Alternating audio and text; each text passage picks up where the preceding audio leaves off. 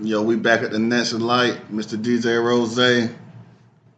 We got Vertiz in the house. We got Juice Man in the house. Caesar Series, man. Start us off, man. What we working with this week? It's your host with the most, Caesar C's back in the building, man. Another week, another day, another dollar. Something about Holland, whatever, all that. Yeah, man. Shoot, it's that time of year, man. Just packing out with sports. You ain't gotta miss football too much longer, man. But kicking off, man. It all happened in the week. Kicking off, man. W All Star Game. Doing something different this year. It's currently Team USA Olympic team versus Team WNBA. A lot of good names. Uh, shit, I really think the national team definitely got a lot of veterans. So if they thrash the WNBA team, I'm not surprised. But Bertizzi, what you think about that, man? I thought this was interesting, man. So they took basically all the women that made Team USA, and they gonna have them face, all the players that got voted for the WNBA All Star team. Which, to be real, most of the time, if you make the Olympic team, you're an All Star anyway in your sport. So if you look at the roster, most of those women was gonna be the All Star team anyway. So it's actually kind of interesting because it kind of does open it up for other women to make the All Star team for the WNBA side. To me, I thought it was amazing though. We got Caitlin Clark, Angel Reese. They all having amazing rookie seasons. And when I say amazing rookie seasons, I mean even for NBA. Like even if they was in the NBA doing what they're doing this season, they would be having like great seasons. Like they are contributing on their teams. Unfortunately, their team's not that good, but the talent's not around them like that. Aaliyah Boston made the WNBA team. So I'm not gonna lie, man. I would not be surprised if Team WNBA came out with something to prove and beat Team USA because there's some talent on that team. It's some three-point shooter on that team if you've been watching the WNBA this season. And I'm not gonna lie, it's gonna be interesting to see how Caitlin Clark and Angel Reese play each other. And the last two things that I have is I want to see Caitlin Clark match up against Diana Taurasi with all the shit she's been talking about Caitlin Clark. And I want to see Angel Reese match up against A'ja Wilson because they seem like they have a friendly little banter going on. But when you watch A'ja Wilson play and you look at A'ja Wilson, Angel Reese she's a poor man's version of A'ja Wilson. She has all the defensive talent that A'ja Wilson has, but she needs to get the offensive side that A'ja Wilson has. And just shout out to A'ja Wilson. She's averaging, I think, 25, 27 points right now, which if she continues on this pace, which would be the most ever in a season by a WNBA player. And, I've been saying for the last couple seasons, the last two seasons to TTK, she's been the best player in the league. She's going to win the MVP running away. Like, she's that good. And, she's fine as hell, man. So, shout out to her. Definitely dominating the league. I mean, when you look at some of the names, it's a lot of veterans on there. Kelsey Plum, Breonna Stewart, Taurasi. I mean, and then the Aces got 4 players on the team. So, I mean, just look at that. That says a lot. So, I mean, it should be it's actually sold out already. I think it should be a pretty good game. If you missing basketball, besides the Olympics, this is your chance to see some decent basketball, man. Rose, any thoughts on that, man? Yeah, I think it's going to be a good game. The Olympic team should win probably by 20. But the thing about it is, are they going to play? Like, it's an all-star game, so it's like, if it's anything like the NBA, they're not going to play. But if they want to show up and play, which they should, so they can make a difference between the WNBA and the NBA and make people want to watch, they got to play hard. But if they're not going to play hard, it's pointless. Yeah, I could definitely see it being you know, we take it like, are you having fun or are you trying to win? I can see you can do both. It's possible to have fun and still play, dominate. But No, it's possible because you're having fun because you're getting paid to play the game that you love. So either way, you're having fun. But it ain't about fun. You go either you go play, you go be competitive, or you go play around.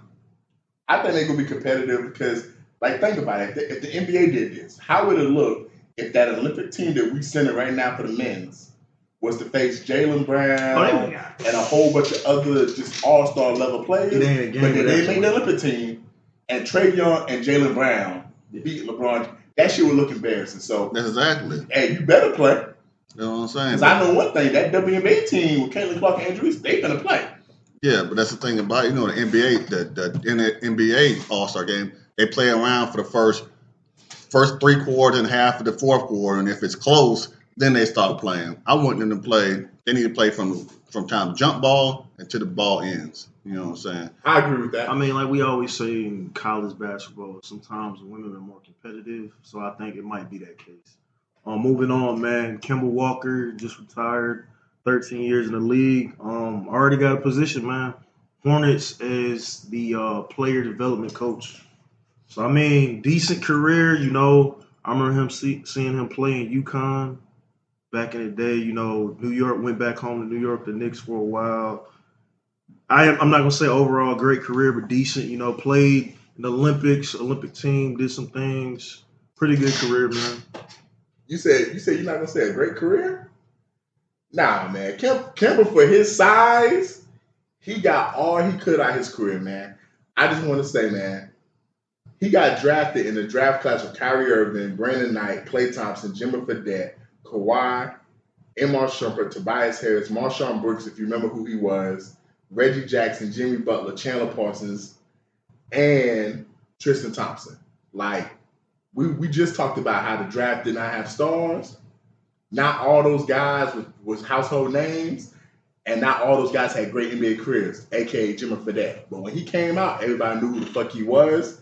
Like, Kemba was like a star. Like, when he got drafted, he was everybody already knew who he was. It was that time period he played at UConn when they still had the Big East, when the Big East was still a very good conference. And I just remember the year he won the championship, it all started in the Big East tournament in Madison Square Garden, where he was just going through the teams. They was winning a couple close games, and he had that game against Pittsburgh that came down to the wire where he hit that step back game-winning jumper. That game put him on the map. That took him from just being like someone that was at UConn to, yo, this nigga can fucking ball. Then they won the national championship, and to me, he had an okay career in Charlotte, man. But, man, come on, man. Charlotte was a bad franchise, and he was able to make an all-star game. He was able to make all-star games there. But what Kemba did at his size, man, hell of a career, man. You know, and in his prime, Kemba was a dog, and he was fun to watch. Yeah, he was a better, I guess, people knew him from college, and then he went to the Dustin Fire Hornets. So it was like he wasn't going to be. He was good, but he had moments still in the NBA. He did his thing.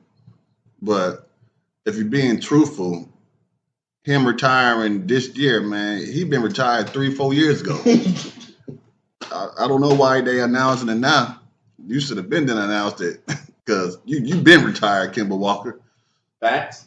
But you still was an awesome player for UConn, and you did your thing in the NBA for about 7-8 years. You know what I'm saying? You played 13, but half your seasons are that you played, you didn't do anything. You got to hit 10 so you can get that pension, man. So he went over 10, and he still think, because I think maybe last year he played probably overseas. He won in the NBA last year, so you was already retired. You should have said, I retired from NBA about 3-4 years ago, but I retired from playing basketball this year. Nah, he probably gonna join the Big Three. That's why he couldn't say that. Yeah, moving on, man. Speaking about the NBA, free agency this week. A lot of interesting moves, man. What's your thoughts on this week, man? Man, Paul George going to Philly.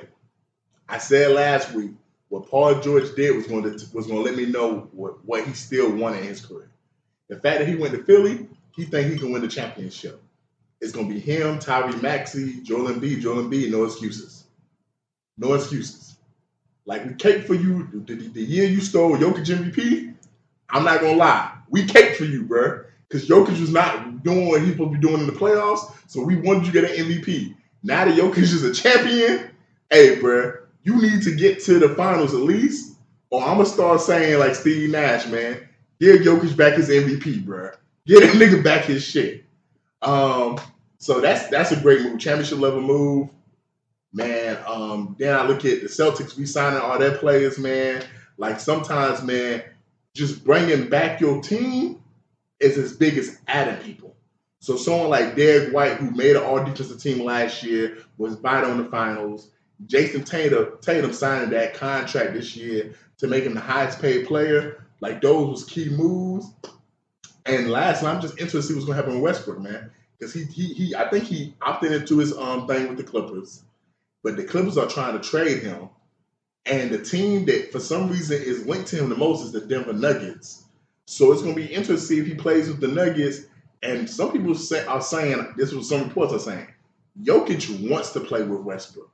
So maybe he sees something in Westbrook's game that he feel like can contribute to the team. I will say this. If you saw the Nuggets play last year, they benched, losing all the players they lost the year before with Brent Brown and those guys, took a hit.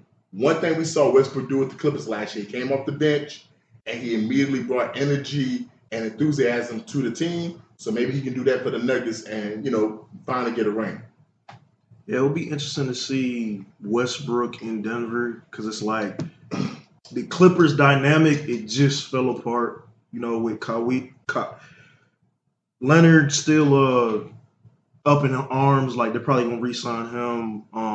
That Harden move. Bro, you was choking on that nigga name, bro. And it's crazy because you've been choking on that nigga dick for the last 3 years. That's what I'm trying to figure out. Boy, man, get paid. Now you like, nah. Boy, man, stay hurt. That's what I'm trying to figure out. Like, I'm like, no, you don't know your favorite player name? Yeah, but stay with the injuries, that signing, and then you see Paul George leave, re-signing Harden. What was your thoughts on? Not what's the thought, but what was the thought behind that? You had to. Yeah, you had to, man. Like, you couldn't lose Paul George and James Harden. It's like the dynamic is fucked up. DeRozan's still up in the air with the Bulls. Interesting to see where he'll go. Mavs, interesting trade. So, I mean, it's a couple moves, and then, like, LeBron, like, I was just telling Bertizzi this last week. I was like, he should just take a pay cut and try to get somebody big to come, but he tried. They struck out. They don't want to come play with him because they know if they don't win, it's gonna be all on them. Because LeBron's gonna do his thing. So if they don't win, it's gonna fall on them, just like it fell on Westbrook. So it's gonna fall on them. But my take on the free agency was the Golden State Warriors making that trade for Buddy Hield. So they dropped Klay Thompson. They got Buddy Hield, and their starting lineup still looks pretty good. They're going to compete. If Draymond wants to play, they're going to compete. But we'll see what Draymond do if he want to play or he want to podcast. But everybody else, Paul George team, the Paul George move, it made the Sixers better. But Paul George is over the hill. So we'll see. Embiid never stays healthy. You know what I'm saying? But they got a nice squad. They picked the rookie from Duke. You know what I'm saying? I like that move. They re-signed some of their players, so they're going to be good. They're going to be good. But I haven't seen the Bucks do anything, so I guess they staying fast with Doc. You know what I'm saying? Dr. Mistuffins is going to make them boys do something, but. We'll see, but it's all the same. I mean, Boston still got the best team. Who in the East go step up? Like New York, they got a chance to step up, but they got to play healthy too. So we'll see. We'll see. But that's all I got on that, man. Yeah, more moves gonna be made. Definitely gonna see how the season changes. Yeah, the NBA season don't start till after Christmas, and the real stuff don't start till after the trade deadline is over. So all kind of moves happens after that. So we'll see after that. Any final thoughts on that? And then just speaking, we're already talking about Klay Thompson, man. As far as the trade, I really think the dynamic of him going to the Mavs is actually he's probably that third, fourth element they need to really elevate the team. Because we've seen the moments where it's like Luka's falling apart, Kyrie's not playing his best, so Klay Thompson, that's the third threat, potentially even fourth threat. I mean, so there's that. Bertuzzi. I'm stunned because I'm not stunned that he left Golden State because I felt like it was only two places he could go back to Golden State because, hey man, he means more to me than any other team in the league, or back home where his daddy played, and that was the Lakers. Like that was a seamless fit.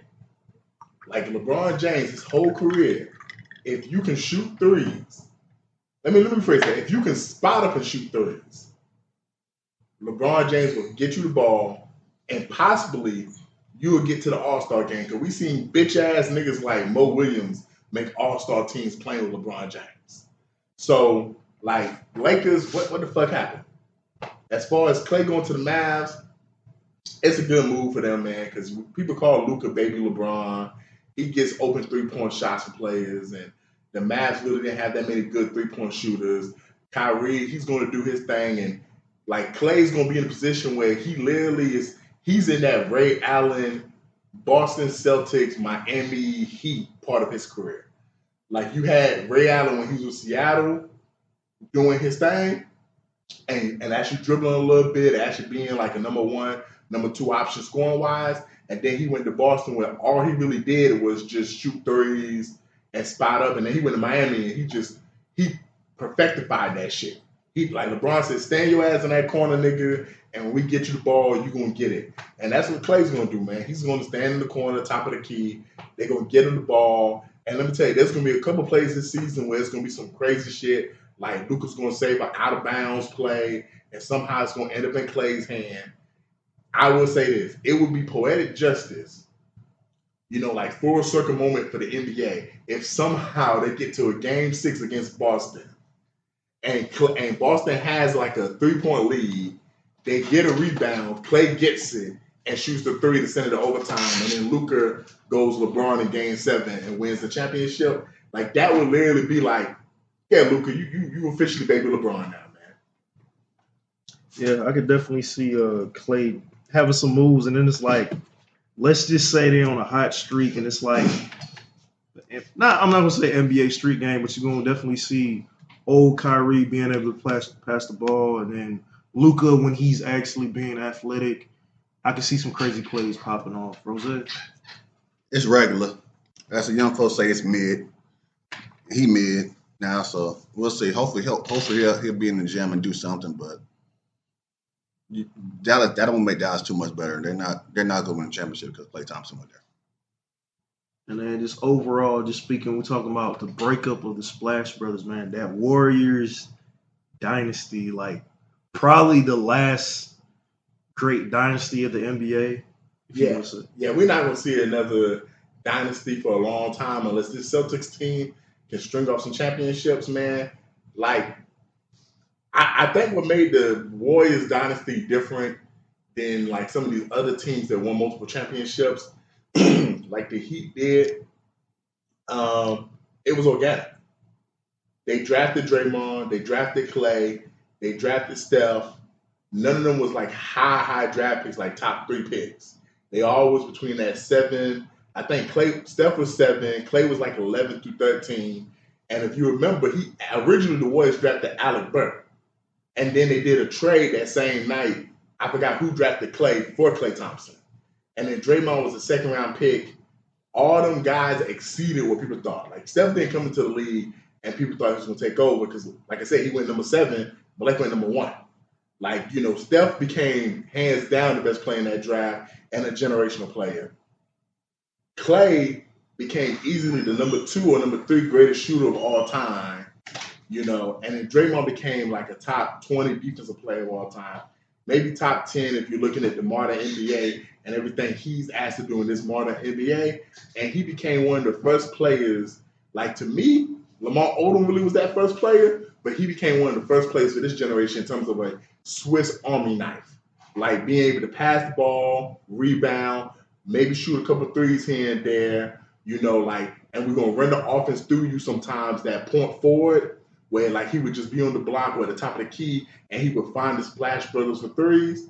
Like when they first coined that term and Mark Jackson said, this is the greatest shooting backcourt of all time, I will always respect Mark Jackson for that because people laughed when he said that. Like that's one thing about history. Like it's easy to like 10 years later be like, yeah, we all knew that they was going to be great. Nah, bro. When they lost to the Clippers, I just watched clip. When they lost to the Clippers and Mark Jackson said that shit, people said, come on now, you couldn't say that that's the greatest shoot backcourt of all time. When you had all these other people like Ray Allen and Reggie Miller, he knew what the fuck he was talking about. They signed Steve Kerr, which at the time, everybody thought was a horrible move. Let's just keep that real. They said he was a great general manager in Phoenix. They didn't think he could be a head coach. 4 championships later, he's going to the Hall of Fame as a fucking head coach. Like Mark Jackson would have did the same thing the following year. He probably would have, man. But you know, I'm gonna still give Steve Kerr his props. And then what they was able to do with all the moves they made from signing KD and the summer they signed KD, that took over the fucking summer. Like I just remember that poster of KD saying, "I'm going to Golden State," and it's showing him in the Golden State jersey, and people couldn't believe it because people thought he was going to retire in OKC. And you just lost to these niggas in 7 games when Steph walked you down 1-3. That shit was crazy. And then on top of that, like, then what they did after all the injuries to reorganize the dynasty, retool it from, again, D'Angelo Russell, trading him for Andrew Wiggins. We thought Andrew Wiggins was washed, former #1 pick, and Andrew Wiggins helped them win a championship. Klay was coming off the injuries, and Klay was able to muster up enough good performances in the playoffs. But last I just want to say, man, because we talked about Klay, man, Klay had some of the most amazing performances ever in a Golden State uniform. Like that 60-point game, man, like his ability, that game where he scored, I think, what was it, 60 or 30, and he only took 10 dribbles? Like that shit was crazy. Game 6, Klay was a thing. Like for some reason, every time they hit a game 6, Klay would just explode and go crazy. Like, hey man, I'm sad that the Warriors let this nigga go because I just thought that Klay and Steph was gonna always be together like peanut butter and jelly, man. Nah. You gotta break the band up eventually. Yeah. Nah, man. Sometimes you let that shit burn to the ground, man. Sometimes you let that shit, like, put like this. When the Spurs said, hey, Mario and Tim, they retired as Spurs, Tony, your bitch ass should have retired as Spurs. Because you went to Charlotte. Klay, be careful now. You might be Tony Parker now. Because Rose already feel like you ain't going to do shit in Dallas. Going to the Mavs? Yeah. Like, Rose already feel like you ain't going to do shit in Dallas. So you might go to Charlotte, nigga, and be Tony Parker. And if you remember how Tony Parker was in Charlotte, that nigga was trash. Yeah, man. I'm excited to see this. I believe the Mavs going to win next year. They're going to win it all, baby. They're going to win it all. They look good on paper. Let's line it up. Come on. Rose. Yeah, the dynasty, it's been over. You know what I'm saying? When KD left, it was over. So once when Klay got hurt, it was done. You know what I'm saying? He ain't been the same since. So hopefully he could do better. Like I said earlier, hopefully he could do better in Dallas, but we will see. But they're not going. That's not a championship move. You know what I'm saying? Yeah, overall, man, I mean, like I said, I definitely think it was the last great dynasty of the NBA. You're not going to see another – I don't think in our generation you're going to see another team like that. You do see the big three. You see the moments where Draymond Green had his moments, Klay Thompson had his moments, and definitely the legends, Stephen Curry had his moments. So it's like – but So let me ask a question to everybody. I'm going to start with Rose. Rose, where would you rank the Warriors dynasty? Are they a top 5 dynasty to you? And I know you said it was over after KD left, but let's count that championship against the Celtics as part of the dynasty. Top 5? Like today, would you put them top 5? And I'm make this I'm make it easy for you. We're not counting You should Bill say Russell top three. Celtics. We're not counting Bill Russell Celtics. We started in the 80s to now. I don't know. Go to somebody else for a second. 1 and 2. So I'd say Bulls 1. They definitely number 2. Juice man. I'll probably go with. I kind of like. Did Miami have a dynasty? I mean, if you consider them 2 rings a dynasty, that's cool. Okay. Well, dynasty is really 3 rings, right? To me, I consider it 3 rings. You got to get at least 3. Okay. It's the Is it in a definitely. row? I always thought it was in a row too. To me, I'm Three in a row. gonna say for me, if you get 3 rings with the same core guys, and when I say same core guys, I mean 3 to 4 players that have been on the team the whole time. To me, that's a dynasty. If I had to rank them, I would say Bulls number 1, that Lakers team with Magic and Kareem number 2, Kobe and Shaq 3, and I got this team number 4. I got them Over 4. Celtics? The Celtics of the 80s, yeah, because that 80s Celtics team only got 3 rings. This Warriors team got 4, and they did it different ways. They got it with just Steph, Clay, Harrison Barnes. Then they added a player like KD got 2 rings, and then the team blew up. They had to recreate the team on the fly, and then we don't see this a lot of times with dynasties. The Bulls was probably the last dynasty we saw this with.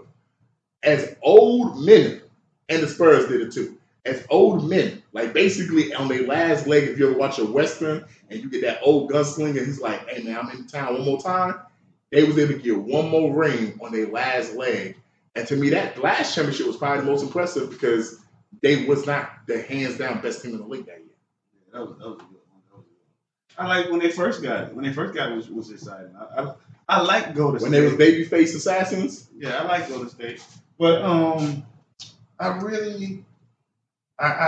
like KG better. KG, I felt like had a better story because he got so close to the playoffs and lost, and he finally went to the Celtics and finally did something. I like KG. And I don't know about the Heat. The Heat at a dynasty, how many rings they got? They got like 3. they got 2. They It got was 2. They got 2. They went to the finals 4 times though. Okay, So it was like some people will argue that it was a dynasty. He needed 1 more. They should have got 1 more. So yeah, but KG only got 2, right? Or he got 3? KG got 1. Oh, and I got that Spurs team as a 5th. Okay, He yeah. only got 1. Yeah, KG only got 1, man. Any Good thoughts, point. Carl? Yeah, I mean, as far as rankings, the way they did their first run, where they were like that, was it the first championship or the second one? The first championship, it was basically Like, no one really expected them to do that. It was like Yeah. unannounced. Everybody was like, "Oh, is this the greatest?" You literally had people running around saying, "Is this the greatest dynasty the NBA has ever seen?" So I mean, with that run, we haven't seen that in so many years, and it's just what they put together. And then you tell the story like how they came back multiple times, reinvent themselves, picking up KG. That was one of the biggest trades probably the last 10 But years. they had the money. They had the money at that time. They could do whatever they wanted to do. So it was like that. Even if you say somebody's one and done, it's like KG came, did his thing, got his ring, and then left. And then like that Andrew Wiggins, when they traded Russell, I was like, what are you doing? I was like, that's a bad move, but prove me wrong. And then you see those like 1 players that were there for a season and just being able to take 1 piece out, put it back in and rebuild. So it's like overall, they just had an unequivocal run. So I'm putting them at number 2. Yeah, I like to rank my players. Though. Yeah, that's nowhere they're at number 2. And Yeah, that's ridiculous. They're not better than the Lakers. They went 3-peat. So what's your top? What do you rank them at, Rose? I don't even rank them above the Pistons in the 80s. You know what I'm saying? With them only 2 championships? Yeah. Okay, with, cool, with the cool. 2 championships because So you when, can get 2 rings and that's a dynasty to you?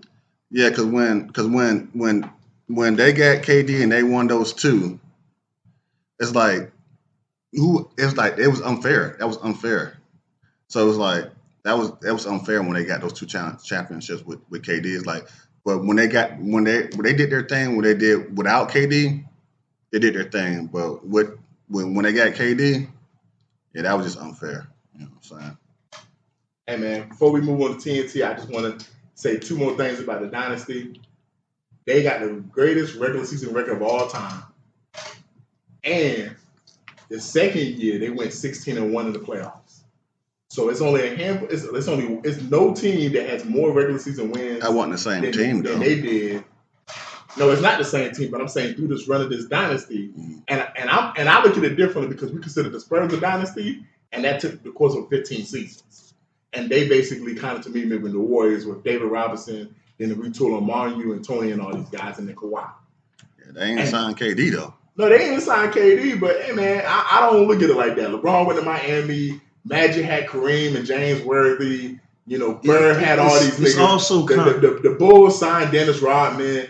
Hey, great players need to play together to win multiple championships. Don't no great team has 3 championships and don't have 3 Hall of Famers. But hey man, those are some of the highlights right there, man. 73-9, 16-1 in the playoffs. Hey man, that's a lot. I mean, then the legacy of the Splash Bros, but we're gonna move on, man. What I got next, man? We got that Dynamite. TNT. Boom. Man, it's Netflix, man. Eddie Murphy, tighten up. Beverly Hills Cop 4 just dropped. Vertizi, thoughts on that? Tears of laughter, man. I saw it, man, this week. It was hilarious. I thought it was funny. It's easily the 3rd best movie in the franchise. I probably could put it number 2, to be honest. I could probably put it number 2. Number one is gonna be number 1. But hey, man, like I'll watch it again and I'll let you know if I got it number 2. But I like the way that, and Rose said this for the pod. It's like he took Beverly Hills Cop 1, but he put it into today's world. And it was funny because a lot of the old cop tropes of just beating motherfuckers up and just doing stuff not by the book and them getting shit done. It was funny because that's what he did in the first 3 movies. And the whole time he kept saying, you can't keep doing that, Foley. We in a different time and place. I thought it was dope that Kevin Bacon was in the movie. Kevin Bacon's a great actor. So the fact that you got him to be the villain, and for some reason it's crazy. Kevin Bacon plays a hell of a fucking villain. Like if you watch his career, he's always a dirty cop though. Yeah, he's the dirty cop. In the movie where he was the invisible dude, he raping bitches and he invisible. Like I'm just saying, he always played a good villain. His daughter Eddie Murphy's daughter was in the movie.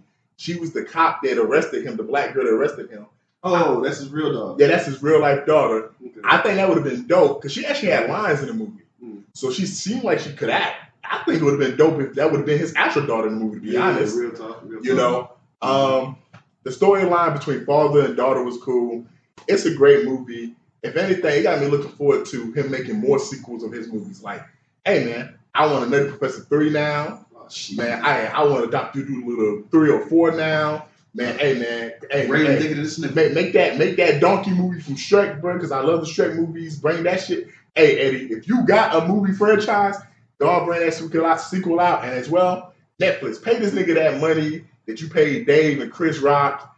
And hey, man, I want to listen to Eddie do a stand-up for an hour, man, because 2 of my favorite stand-ups of all time is Ron Delirious. And I think Eddie still got it. And at the age he is now, with the life he's lived and all the experience he's had, I think he might have some funny stories to tell. It's gonna be good.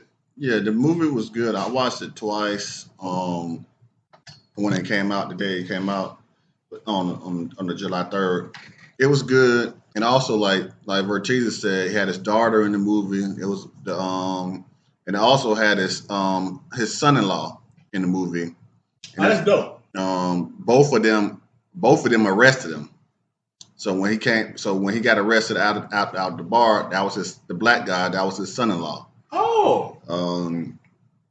And like you said, like I was saying, like it took lots of stuff out of the first movie. So basically, it was the first one reincarnated in 2004, kind of, sort of.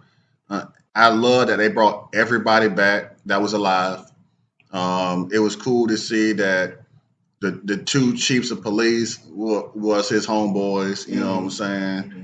That was cool. You know what I'm saying? And both of them were talking about retiring. He's still doing the same old thing. He's still running the streets. You know what I'm saying? So that was dope. It was overall it was a good movie to me. I liked it. The white cop and at the hockey game. that was sort of like the chief of police now in Detroit. That was pretty much like him. Yeah. He's like he getting played like, oh yeah, just do it. Yeah, but he getting played the whole time. But it was a good movie to me. I liked it. But I like all Eddie Murphy's movies. And Vertiz, you need to go back and watch 2 again if you thought that was probably higher than 2. Because I recently watched all of them within the last maybe month or so. And I watched Golden Child, and I watched Doggone.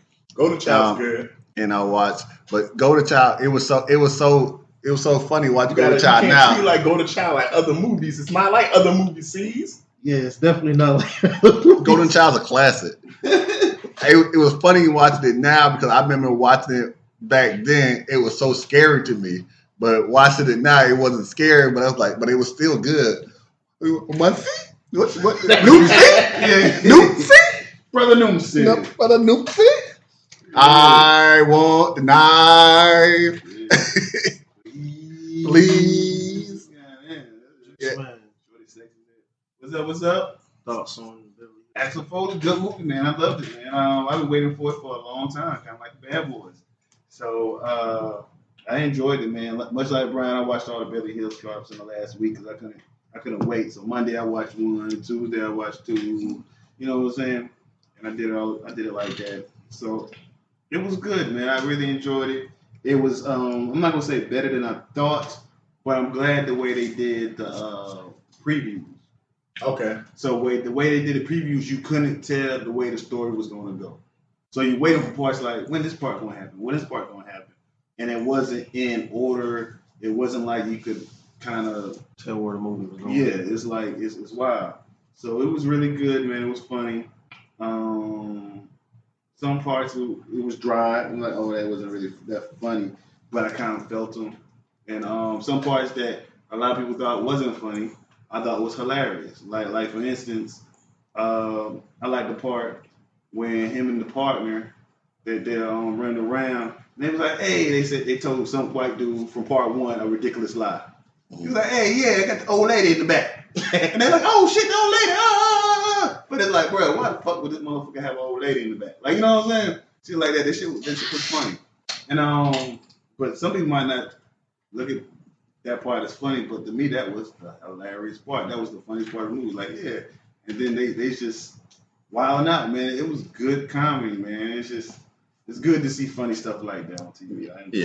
I got one more thing. I wish they would have had, but Rose would have said, hey, are you gonna take him to the strip club? Because the first one and the second one, it had butt naked girls in it. Okay. Titties. Yeah. So, but this one did. He's like, no, I'm not taking him to the strip club. But if they would have went to the strip club, that would have blew the movie away. That would blew it away. That's the only thing they was missing was some titties. Yeah, the strip club was missing. I mean, definitely not my favorite Eddie Murphy franchise, but overall, I remember seeing the first and second ones back in the day.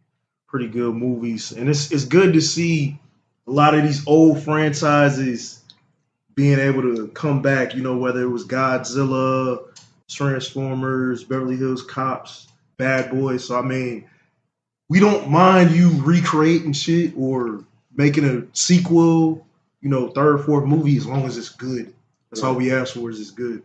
But yeah, moving on, man. I guess in Canada they're nothing like us. Rick Ross, the boss. I didn't catch the video. Got jumped in Did the he crowd. really get touched? Yeah.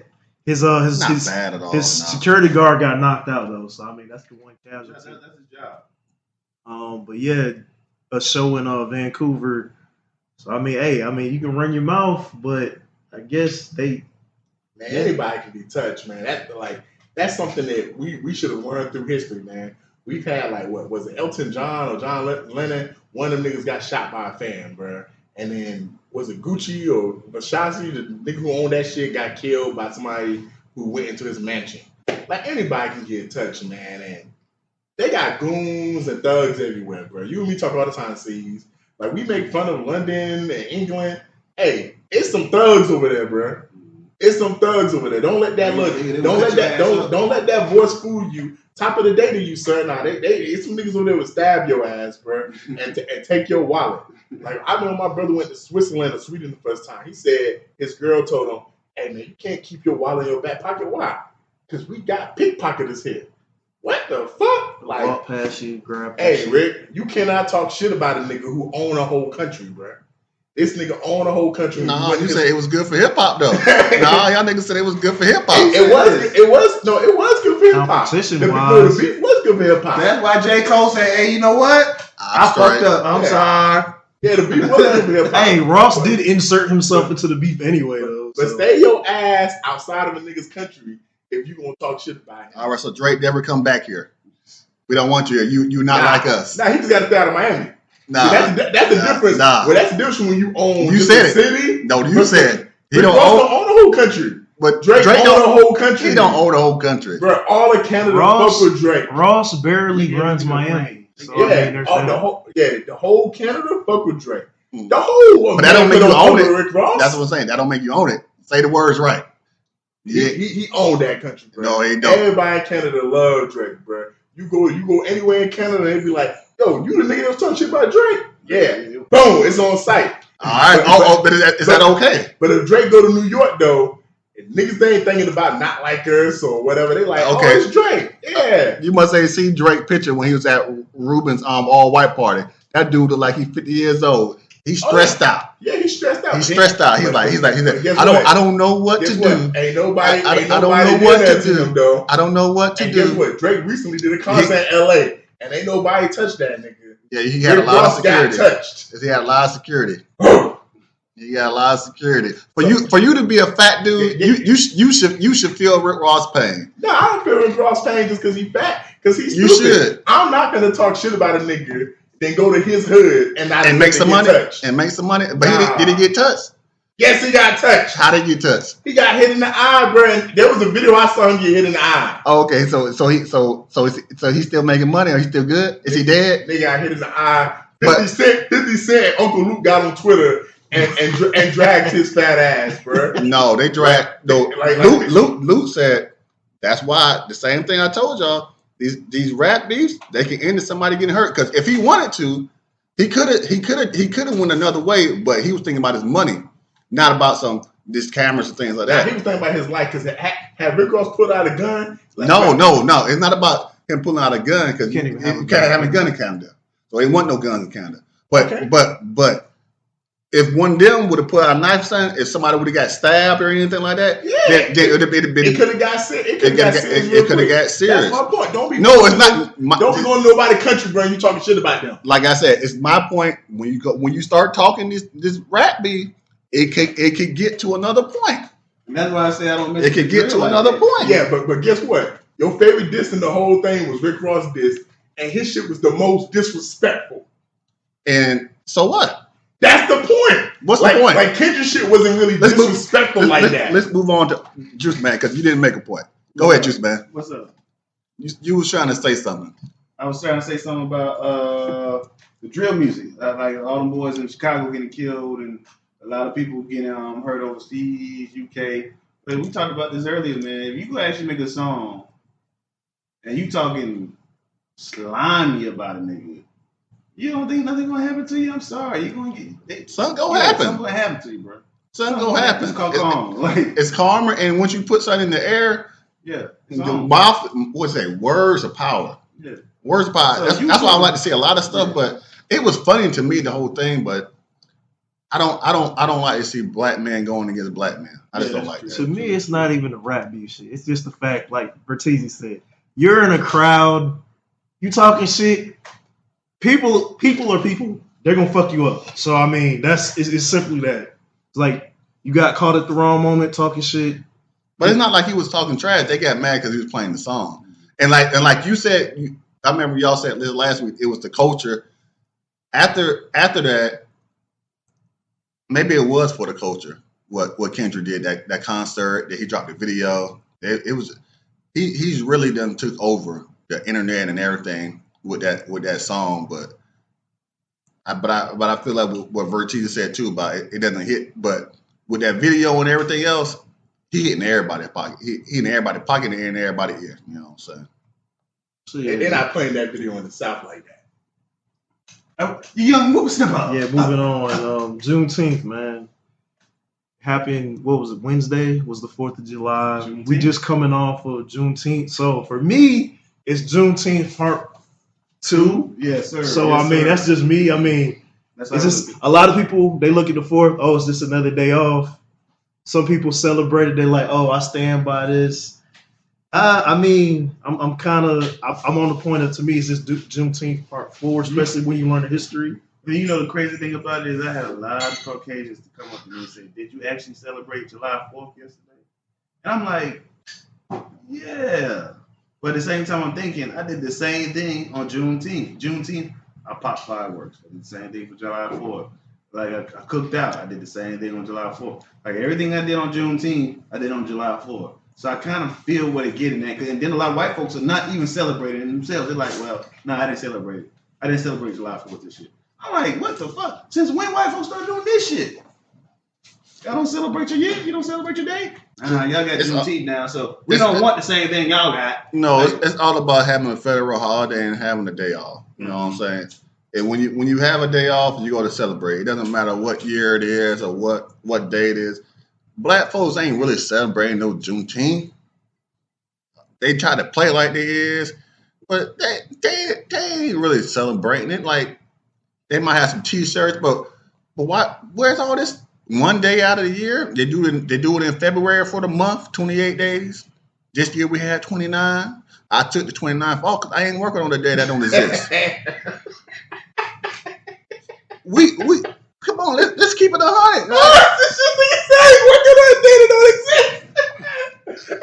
I can imagine that phone call. Hey, Mr. Jose, why are you coming to work today? Because this day don't exist. I'm not even here right now. You're not even talking to Rose. Are we alive? I'm a Are we myth. alive? Y'all better get it together. You know what I'm saying? I'm going to celebrate any day I got off and still getting paid. You know what I'm saying? I'm celebrating. I don't care what day it is. We alive. And look what they say, I'm still alive. So any day, it's even day when I wake up, I'm celebrating. Because I'm still alive. I'm celebrating. I don't care about none of this stuff. Like, I'm still alive. Y'all celebrate these pagan holidays if y'all want to. Waste your money.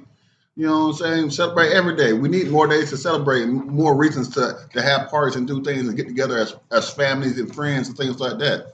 But don't wait for a holiday because you might not see the next holiday. Cheesy. Yeah, man. I think both holidays is cool. Like I told you last night, C's, when it comes to holidays, what makes it special is not just creating it, it's how long it's been celebrated. So there's some parts of this country where you meet people and they say, we've been celebrating Juneteenth for like 20 years. So to us, it's just as big as the 4th. We really won't understand how big Juneteenth is until 20 years from now, where our kids become 20-something or 30-something, and they've been celebrating it for a long period of time, because then it'll become like a normal holiday for them. Like for a lot of people, this is still a new holiday. It's a new federal holiday recently. A lot of jobs don't, not every job even give people off for Juneteenth. So when you start seeing every job start giving people Juneteenth off, like they do July 4th, and when they start having big celebrations nationally, not just locally in black areas, but nationally, like they do for July 4th, then we will start seeing it. When they start making blockbuster movies on Juneteenth and about Juneteenth, like how when Independence Day came out with Will Smith back in the day, then we'll start seeing the, effects of Juneteenth. I think it's going to be a horror movie. The first Juneteenth big movie going to be a horror movie. Yeah, and it need to take place on a plantation. Yeah, but killing white folks. Yeah, but hey, man, I think you should celebrate both days, especially if you black. Both days are important to this country's history, man. It's important that we got our freedom as a country on July 4th. It's important that black people got their freedom Juneteenth. Like, both is free. And if you're white, you should want to celebrate both too. So I think both holidays is great. I got tears for both holidays. Juice man.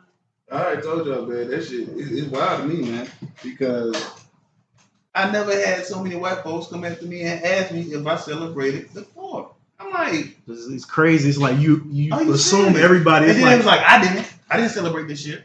Like, who gives a fuck?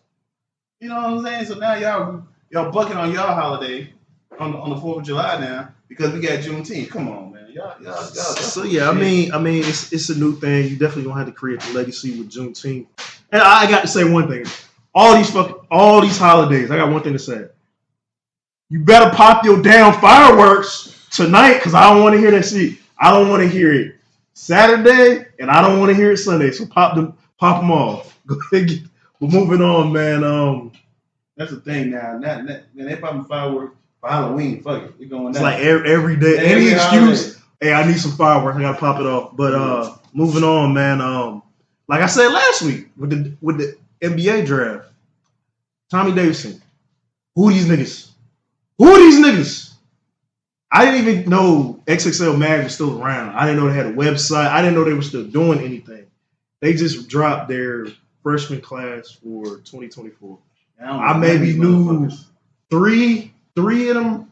One of them I had to hear their song to even know who they were. So it was like, Yeah, man. For me, I mean, like I said last week, man, I don't really like saying that only because, like, I don't listen to the radio.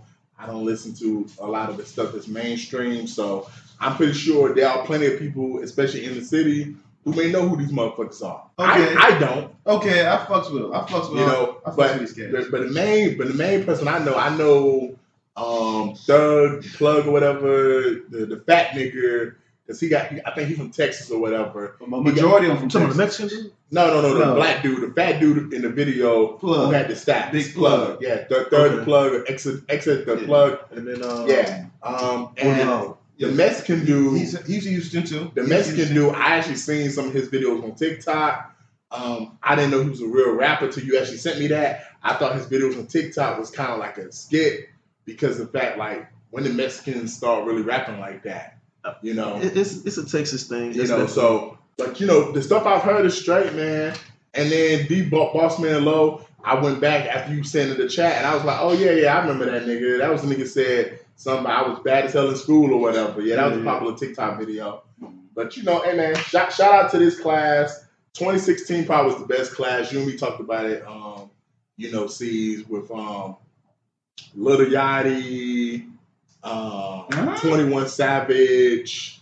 It was like, we named 10 niggas in the 2016 class. Probably the last good. The 2016 class had like 10 designer. It had 10 niggas that had hit songs, and you know every single nigga. Yeah. You know, so XSL, I would say I got tears of sadness because it used to mean something to be on the XSL cover. It meant that you was potentially the future of rap. Because I remember covers that had Plies, Big Sean, J. Cole, Dage Loaf, if you know who Dage Loaf is. Like, some of these covers used to have some, like, The Baby used to have some people that used to be like, yo, this is going to be the future of rap. Now we got motherfuckers that I don't even know how long some of these niggas going to last in the game anymore. I'm going to tell you, a lot of these cats I'm seeing, they've been out for a long time. They just went mainstream. I mean, that's how the cover always is. Sometimes you out for a couple of years, they go based off of when you really hit the mainstream. Yeah, so they really went mainstream. So majority of these people I listen to, because I my ear stays to the street. So I've been listening and bumping a lot of this stuff. And you know, like I say, a lot of times I hear a hot song on TikTok and I download the real song and I listen to the real song. Like I like 1, 2, 3, 4, 5, 6, 7. So 7 of these cats I got on my playlist and I listen to them. The girls, I don't know who the girls are. I don't know who the girls are. Juice Man. I mean, Rose, my bad. Yeah, I knew all of them except for 3 of them. I know about Scarlett. She's one of the girls. I think she might have been the first girl that started spitting. But I knew about most of them. But I also like the fact that the valedictorian, Little Malibu. I like that song that he did when he was dissing the SSL. Talking about because he wasn't on the list.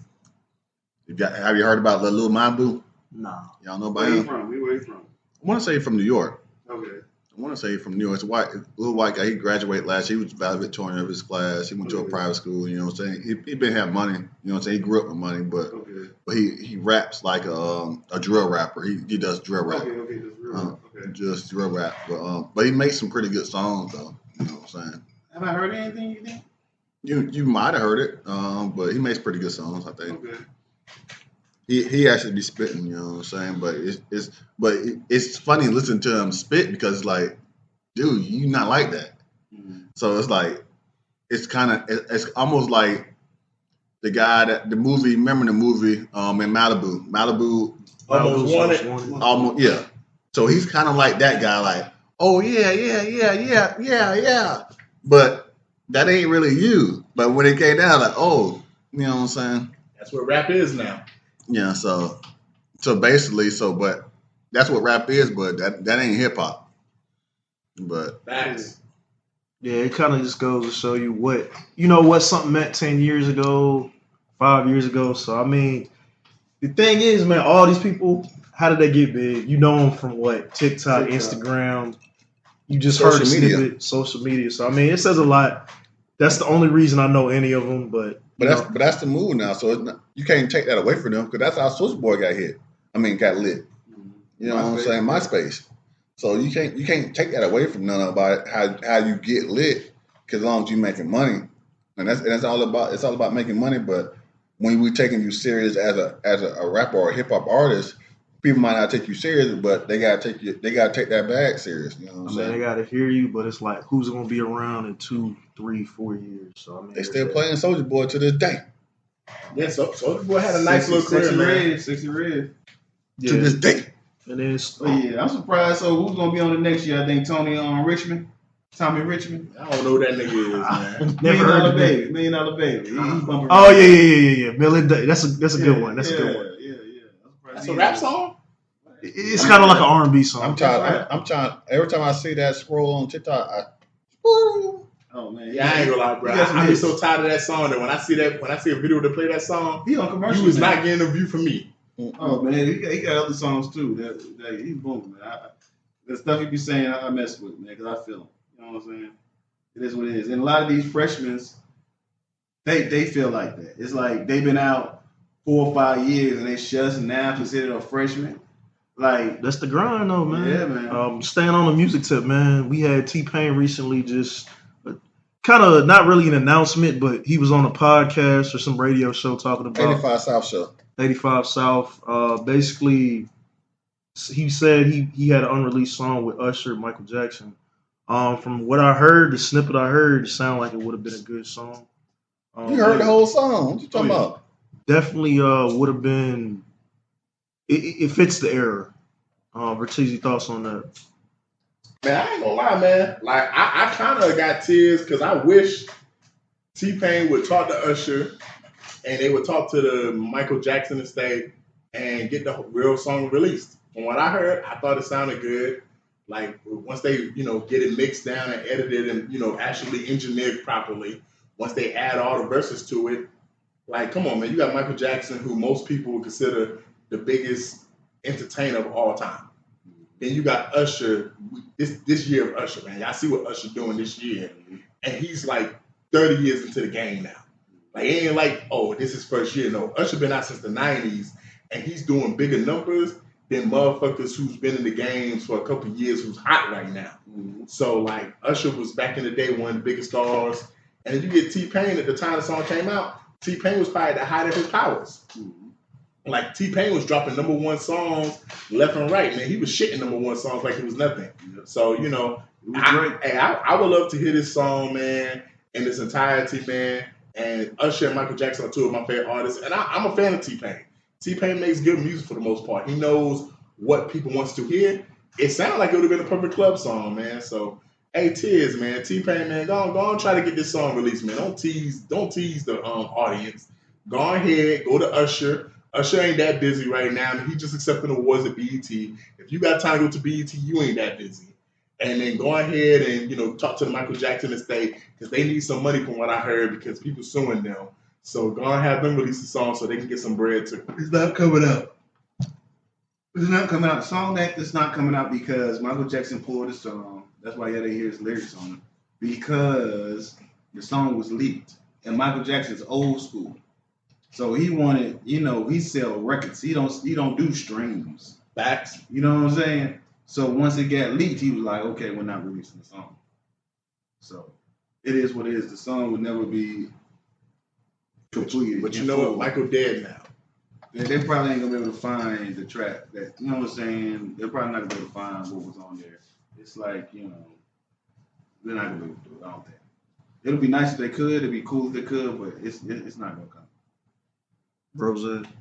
You go ahead. Yeah, man. I mean, it's like I said, it sounds like a good track. It's one of them tracks that's it's never gonna be released. Put it in the archives. Woulda, shoulda, coulda, would have been great. Yeah, I got tears because it sounds like an unreleased track, like a track that they just put together and then like, but it didn't get released. But just Lames alone, if they would have released it when it came out, when they put it together, it would have been a number one hit. Just the names alone, not even including T-Pain. T-Pain could have just, like he said, he made the beat. He could have just made the beat and just been behind the scenes and it would still make money. Just Usher and Michael Jackson. You know what I'm saying? It would still blow up. And that's what his thing was. I don't think he really thought it was one of his best songs. It was just the fact that he had both of them on it, and he probably would have made the most money on it. True. Businessman. Mm. Yeah, that's it for the Dynamite. But man, next we are doing something a little bit different this week with What's Wrong with Them. What's wrong with them? What's wrong with them? BET Awards, man. We got a couple points. First one, Rev Run's daughter, man, Angela Simmons, showing up to the show, red carpet with a purse gun. A purse shaped like a gun. It's cool if it's like a costume party or Halloween or some shit. It just this era, it just wasn't a good look. It was just some dumb shit to me. Yeah, man. I don't even know why this became a thing. Like, I seen lighters that look like guns. So if she got a purse that look like a gun, cool, bro. It's not an actual gun, man. So I didn't care. I was like, cool. Yeah, I didn't care about it either. It's like Yo Gotti said. He said she just practicing. You know what I'm saying? That's all it was. You know what I'm saying? She practicing it so because he getting ready to start toting. You know She did apologize though. You know what I'm saying? Ain't no reason to apologize, Shawty. You ain't do nothing wrong. It's fashion. Yeah, moving on from that, man, we had the food critic, the TikTok sensation Keith Lee, had a whole thing with Taraji P. Henson. Apparently, he was in the wrong seat. She wasn't made aware of it. Hold on, he made it to the award show. Yeah. This is second year being at BT Awards. He was there last year. So Taj P. Henson was doing a skit where she was giving men roses in the crowd. And there was supposed to be a different dude in Keith Lee's seat. But BET executives put Keith Lee there because I guess the dude. Who the fuck is this dude? Keith Lee's just a food critic on TikTok. Is it? So what the fuck is he? He's just a food critic. He became famous by critiquing people's food by just making videos. You know, Yeah. on TikTok, people make videos saying He does hey, a lot I of rate good this stuff in the 8.9. community for black-owned businesses and things like that. And that's probably why BET fucks with but- him because he do a lot of stuff for black people. But he's not super famous. He's not. He is TikTok famous for sure. Yeah, but that's But- he's not super famous. He's not a But celebrity. he's nobody. He used to be an MMA fighter, but he wasn't no good. Okay. Yeah, but yeah, though. So she giving roses out to everyone. She gave a rose out to Keith Lee. Keith Lee's wife is right there, so it was kind of awkward. She said his name wrong. You know, then she tried to flirt with him in front of the wife to try to play off the whole moment. It's Hollywood. That was bad. It blew up on social media. Yeah, but Keith Lee and his family are like big Christians. You know, so that kind of like was not cool for them. So a lot of his fan base was like, what the fuck? He wasn't supposed to come. That's what I'm trying to tell you. Like, if you ain't with the shit, don't come to the So- goddamn. So then that's when Keith Lee posted a video basically saying, you know, people said, why he threw the little rose on the ground. And basically all he said was, man, I meant no disrespect, man. I put the rose on the ground because what's for me is for me. What's not for me is not for me. I'm cool with all of that. And then he basically said, I don't blame Taj P. Henson. She doesn't need to know my name. I ain't nobody special. I'm just a normal person like y'all is. You know, BET, the one who set the whole skit up, they should have put both of us in a position to be more successful. Because yes, I wasn't supposed to be there, but they told me to sit in that seat. They should have told her, hey, you're doing the skit. We moved the original person and put Keith Lee here. This is Keith Lee. So he put everything back on BET, the production of BET, not Taj P. Henson. Taj P. Henson saw the post and said, hey, man, you fucked up, nigga. You was in the wrong seat. I did what I was supposed to do. Your feelings is hurt. You missed your moment. And now the people online is kind of torn like whose side to be on. Nah, repeat. They're not really torn because what Keith Lee did was post and delete. And that's why everybody was on his butt. Yeah, well, he deleted because everybody got mad at the video because they thought he was throwing shots at Todd. He did. He said. And he explained why he did that. But words he said. I'm gonna be in spots. I mean, in places when I go to a space, everybody know my name. This. Like he made it seem like it was more about him. See, you worded it wrong. No, that's what he said. No, read he said I saw the whole thing. Pull it up and read what he said. I saw the whole video. I watched him. In the video, he said, when it's time, he said, everything will come in God's time. When it's time for you to know my name, people will know my name. When I go to spot and God wants them to know my name, they will That's know not my what name. he said. That's That not is, exact I words. saw the original video. That's not exact words he said. Those are the exact words he said. People tried to twist it. No, That's but pull it up then. I'm not going to pull it up. All We right, can't even edit video. We can't even edit video on the pod. Yeah, but that ain't exactly what he said either. That's what I'm saying. You follow him, he's a big faith believer. And God was part of the whole thing. Like he was just saying that when it's time for people to know who you are, they're gonna know who you are. You know? Hey man, Tyler Pearson, man, you too big for this, man. Stop being petty, man. Yeah, he was being petty when the post delete. If you posted, believe in that. You saw you with the Christians, believe that. Yeah, man. Believe that. Stand on it. Yeah, Why man. post and delete? But as a Christian, man, sometimes you gotta be like I said, don't post and You delete. gotta be the bigger person if you know what you posting is harmful to other people too. Yeah, So don't post and this delete. ain't the first time he done deleted stuff. If people basically feel hurt by shit, he deleted because his goal is not to divide people, it's to put people together. So my main thing was Keith Lee said nothing disrespectful to Tahash P. Henson in his statement. He didn't say anything. So for but Tahash P. Henson to react that. the way she did, you too big of a celebrity to do that. And that's what she said. There's no need for you to do that. You should have said, yeah, man, Keith Lee, I wish I would have known his name. And he's right. The people who ran BET did not properly inform me of the changes they had made. This needs to go back on the people who run BET. Not the people, not the What audience. did she say? What and did she not the say when she performers. gave him the role? She was like, "Who was this nigga?" Like what she said? No, She called him by the wrong she name. called him the wrong name. She didn't know who he was. What name she called him? I forgot the name she called him. She She called called him another name, and then she tried to flirt with him. And then She tried to play it off. Then she realized, oh, that's his wife sitting right next to him. And his wife showed up booty ball, butt naked, with no hair. Not booty butt naked, but she showed up with bald headed. She was bald headed. I mean that's how she is. Nah, she don't be like that in the videos. So she didn't wear no wig. Nah, she didn't. No wig. So how was she dressed? And she tried to show up in the Beamer. She tried to ride in the Beamer with bald head. See, that's the thing. Another thing. Tasha said, "Who this bald headed whore right here? This can't be. This can't be Keith Lee. This can't be Keith Lee." Don't come in here bald headed and act like we're supposed to show you some love. You ain't Jada. Yeah, I have no problems with what. And last thing, man, Tyler Pence, why are you hosting the BET Awards, man? It wasn't So, good. I didn't catch nah, man. I'm just saying, Tahash Henson is to the point of her career it. where she shouldn't be hosting BET Awards. She's fine. She need to get that gig to the black girl that plays in The Bear. She needs to get that gig to one of the Bailey sisters, Chloe or Haley. Like the BET Awards, They ain't ready. is, I don't think they're ready. but I'm just saying, Tahash Henson is on the level of she needs to be hosting the Oscars or Grammys. Yeah, You don't normally see people of her stature in Hollywood hosting the BET or Kids Choice Awards or Nickelodeon Awards. Like she needs to be. Maybe it'll hosting get something people big. to want to watch it though. That could be what they're going for. Most people still didn't watch it live.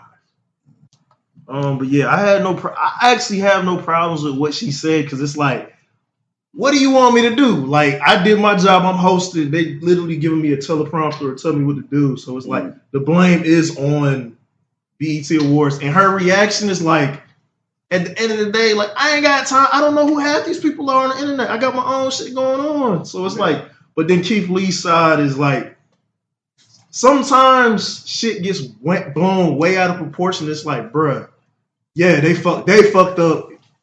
People are gonna misconstrue shit. When you say certain things, people are gonna misconstrue it. So that's what happened with Keith Lee. But Taraji wasn't wrong with her response. Yeah, I think if he wouldn't have posted and deleted the video, it would have just went away. It would have just been a moment, and nobody would even talk about it. But when he posted and deleted it, That's what made it a bigger deal than what it really was.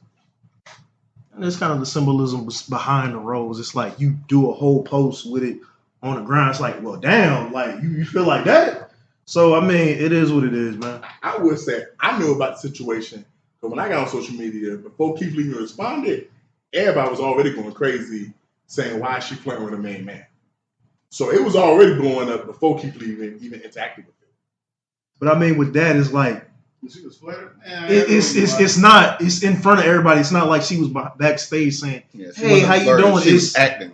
for the she, show. she was acting, but That's I'm what just I'm saying saying. it was already blowing up before Keith Lee even posted Because anything. that's Charlie P. That's the reason why she hosted. Like she shit.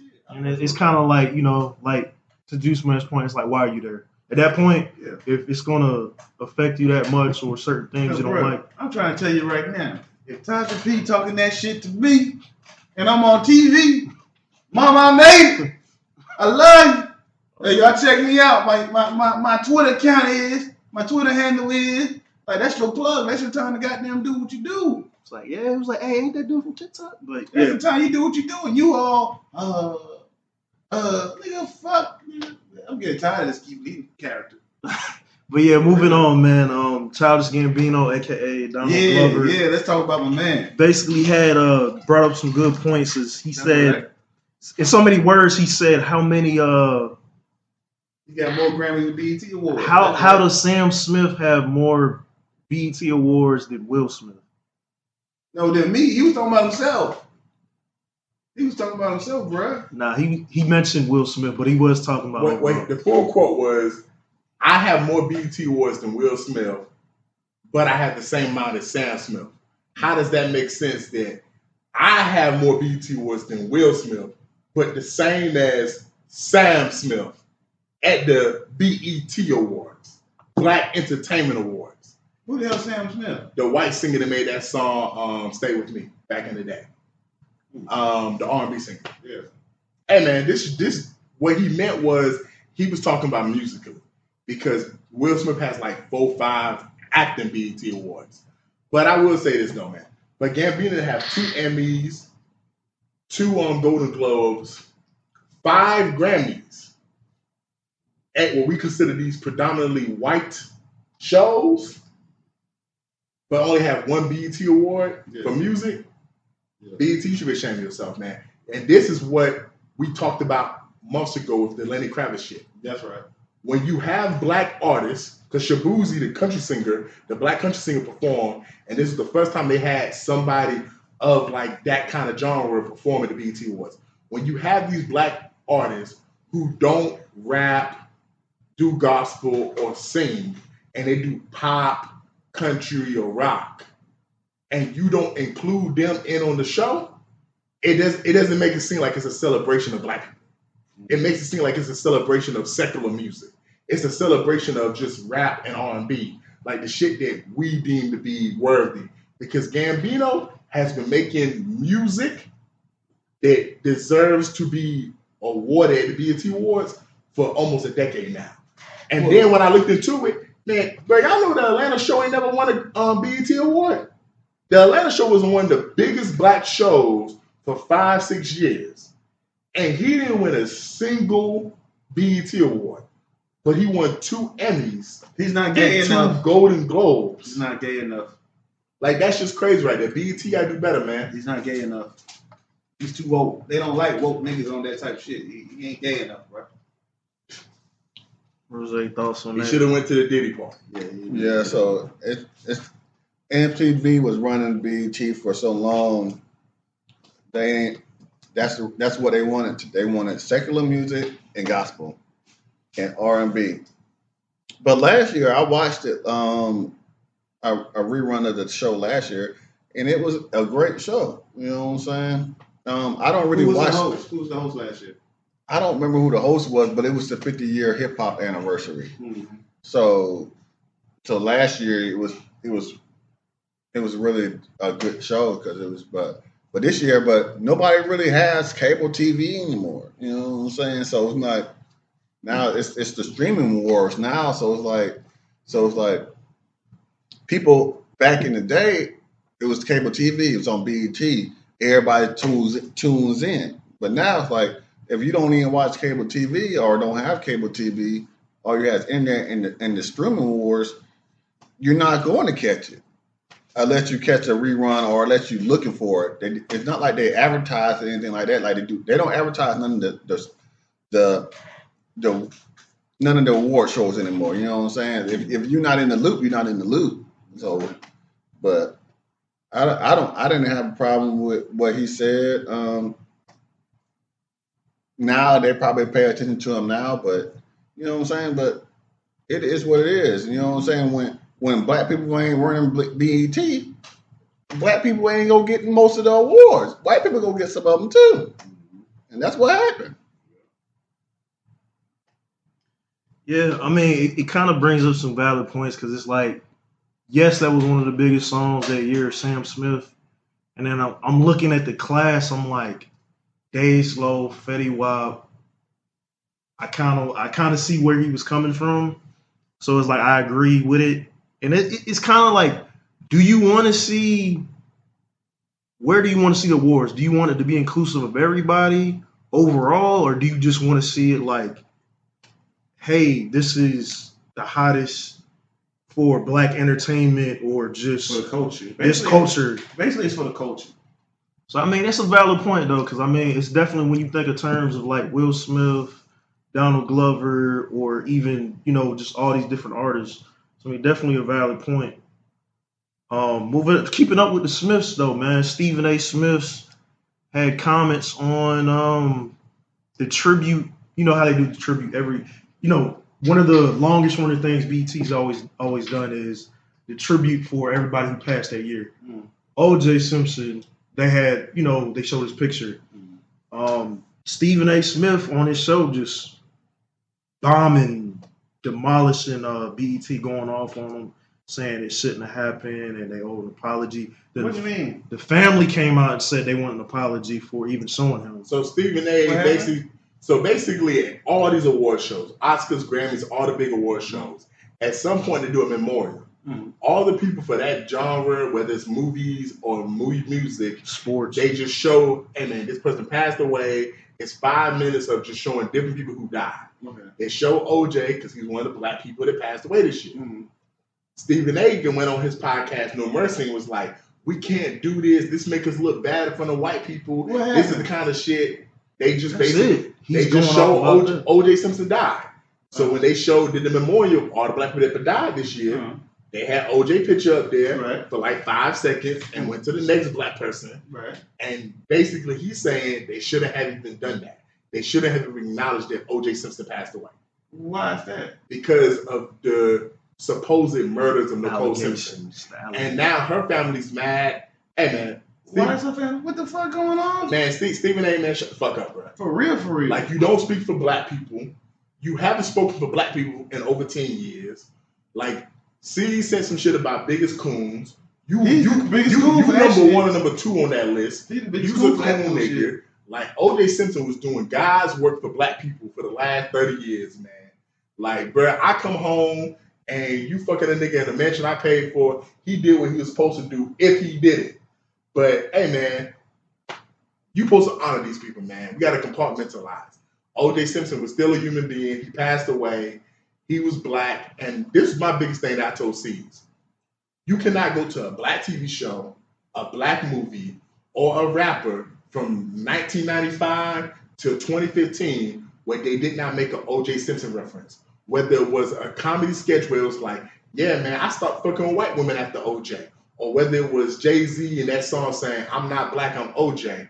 Like, when you got someone that's that entrenched with the culture, regardless of what you think about the individual, he deserves to be honored at the BET Awards.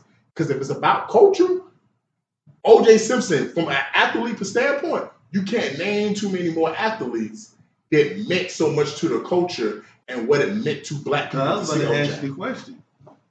Who's the best running back in the world? Who's the number one running back? Jim Brown, you know, Barry Sanders, you know what I'm saying? O.J. Simpson's up there, Thurman Thomas. There's a lot of them out there. OJ's probably in that top 5, though. You know what I'm saying? It's a lot of them, yeah.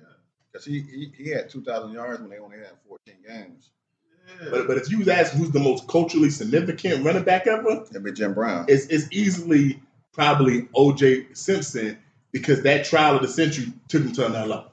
Yeah, it did, but it's people when you think of running backs, you think of Jim Brown. No, everybody say OJ. No, unless you know sports, if you're just thinking about, unless you know. What I'm saying is, get a woman who doesn't know sports, Rose, and say Jim Brown, O.J. Simpson. That's what I mean by culturally significant. No, but you can't give them a name. Like I said, if the person doesn't know sports and they say, "Oh, the best running back ever," they're not going to even think of O.J. Simpson because they don't. I'm not saying it's always no. It's more culturally in terms of yes, I'm saying. It's either O.J. Simpson or Barry. Yes, what I'm saying. They're not even going to know O.J. Simpson's a running back because they don't even think of him as a running back. I'm not even talking about running backs. His infamy outside of. I'm not even talking about running backs. I'm not even talking that's what Juice Man said. Yeah, I'm saying it's when he said culturally, I said it's O.J. Simpson because you know him. Even if you don't watch the NFL, you know who the fuck O.J. Simpson is. Yeah, but when he said who's the most culturally running back, that's what he said. So everybody says O.J. Simpson or Barry Sanders. Unless you know, first person I ever heard say Jim Brown though. Bro. If you don't know sports, you might not even know O.J. Simpson. You might not even know O.J. Simpson plays sports. If we talking about on the field, then it's the point. The point is, but my point was in terms of popularity and people knowing O.J. Simpson. That's what I'm saying. So his stuff outside of football is the cultural significance of O.J. because people don't think like O.J. Simpson, the football player. It's all the shit that happened after that. Yeah. So yes, I agree with that. But the statement like Stephen A. Smith, it's like, shut up, man. It's why do you have a problem with it? Even if it's 5 seconds, it's like, okay, you have a problem with it, speak on it, move on.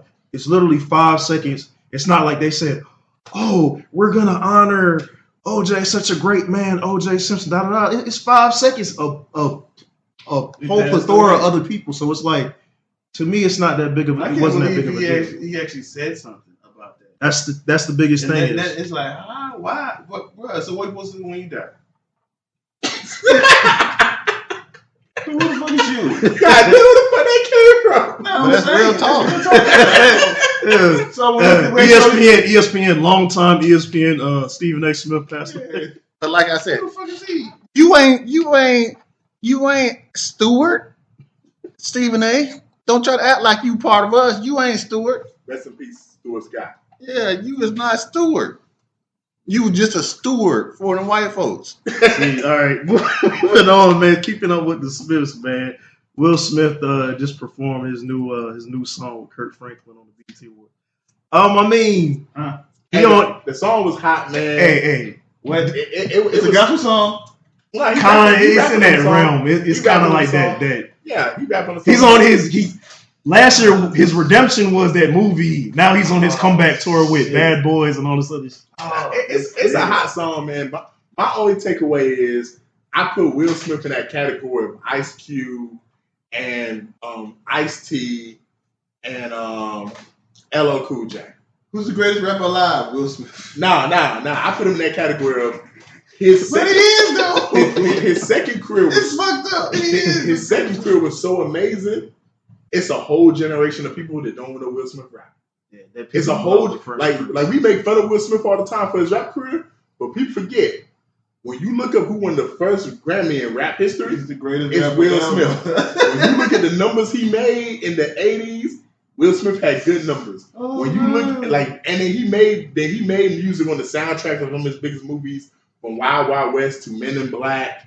Those was classic soundtracks. He was making music in the 2000s. He had that Millennium. He had Get Jiggy With It. Will Smith had a fucking rap career, man. And people forget he's a decent rapper, decent to good rapper. So I remember when he made the song Icon, because his son Jada made the song Icon. He made a remix to it to celebrate the numbers his son did. It was a pretty decent verse. Then Jonah Lucas made a song called Will Smith. Basically a song honoring Will Smith being one of his idols. And then, Will Smith made a verse to it, and it was pretty decent. So, Will Smith, man, hey, man. Greatest rapper of all time. He has went diamond plenty of times. We talking about the greatest rapper of all time. Yeah, so shout out to Will Smith, man. He still can rap, man. He still got it, man. He's back on. Will Smith is not an actor. He's not a rapper. He's an entertainer. he's really back on that comeback tour. I mean, he just dropped Bad Boys 4, and then like honestly, that LL Cool J's hip hop 50th anniversary, his performance on there was a better performance to me. But I mean, hey, they let a legend come back. So, shout out to you. This next one, you cannot have been on any social media and not have heard it between these two women. Polar opposites. We have Sexy Red and we have the South African international sensation, Tyler. Basically, people feel like Sexy Red got snubbed on, what was it, Best New Artist. And Tyler won it. Hey, no disrespect to Tyler, man. I'm gonna hit that Kanye West. No disrespect to Tyler. You're a good artist and you're gonna get plenty of awards. Sexy Red should have won it. Like, Sexy Red, the last year and a half, has been one of the biggest artists in this country. And when I'm not saying just women.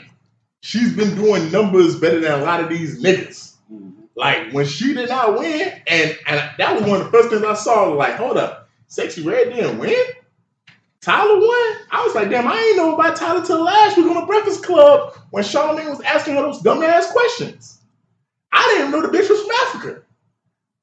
Oh, and then I found out from you that she got a song talking about ain't no pretty girls in Johannesburg or Johannesburg. But you heard the song though, right? Nah, I ain't hear the song. You heard the song on TikTok? No, I didn't hear the song on TikTok. Yes, if I did hear it on TikTok, I didn't know it was her song. Yeah, she had. But the I can most tell you one popular thing. song When I heard Sexy Red songs, guess what? I knew it was her fucking songs.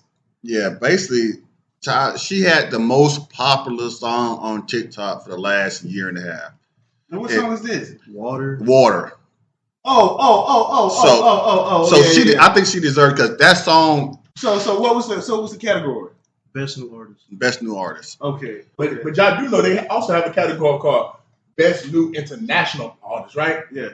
So she should have got that award, which she got. That's right. And because this Did is she get fucking that one America, my flag is red, my flag is Yeah. blue. You just saying that shit because it's July 4th. You just saying that Right. shit. Let's keep it real. When we do best athlete, let's keep it real. Did she get the best? The most popular athletes are from what sport? Did she? Overseas. No, it's okay. Soccer. Did she get the best? Yeah, she got both awards. All right, So she should have got best new artist because don't know, like, you talk to niggas in America, we don't know who the fuck she is. All the women do, and who listen to most music? Bro, come on, man. Women. Come on, man. I know plenty of women that know who that That water song. Because on social media, it was mostly women complaining about her getting an award. Nah, they It weren't was complaining. mostly women complaining about her getting an award. This is the thing about Tyler. No. I like it. That song. And I don't even like Sexy Red, That's- but respect, I'm gonna give her respect. Yeah. I'm gonna give her respect too. The way she moved the needle, I'm gonna give her respect. I'm respect her too, but that song Water.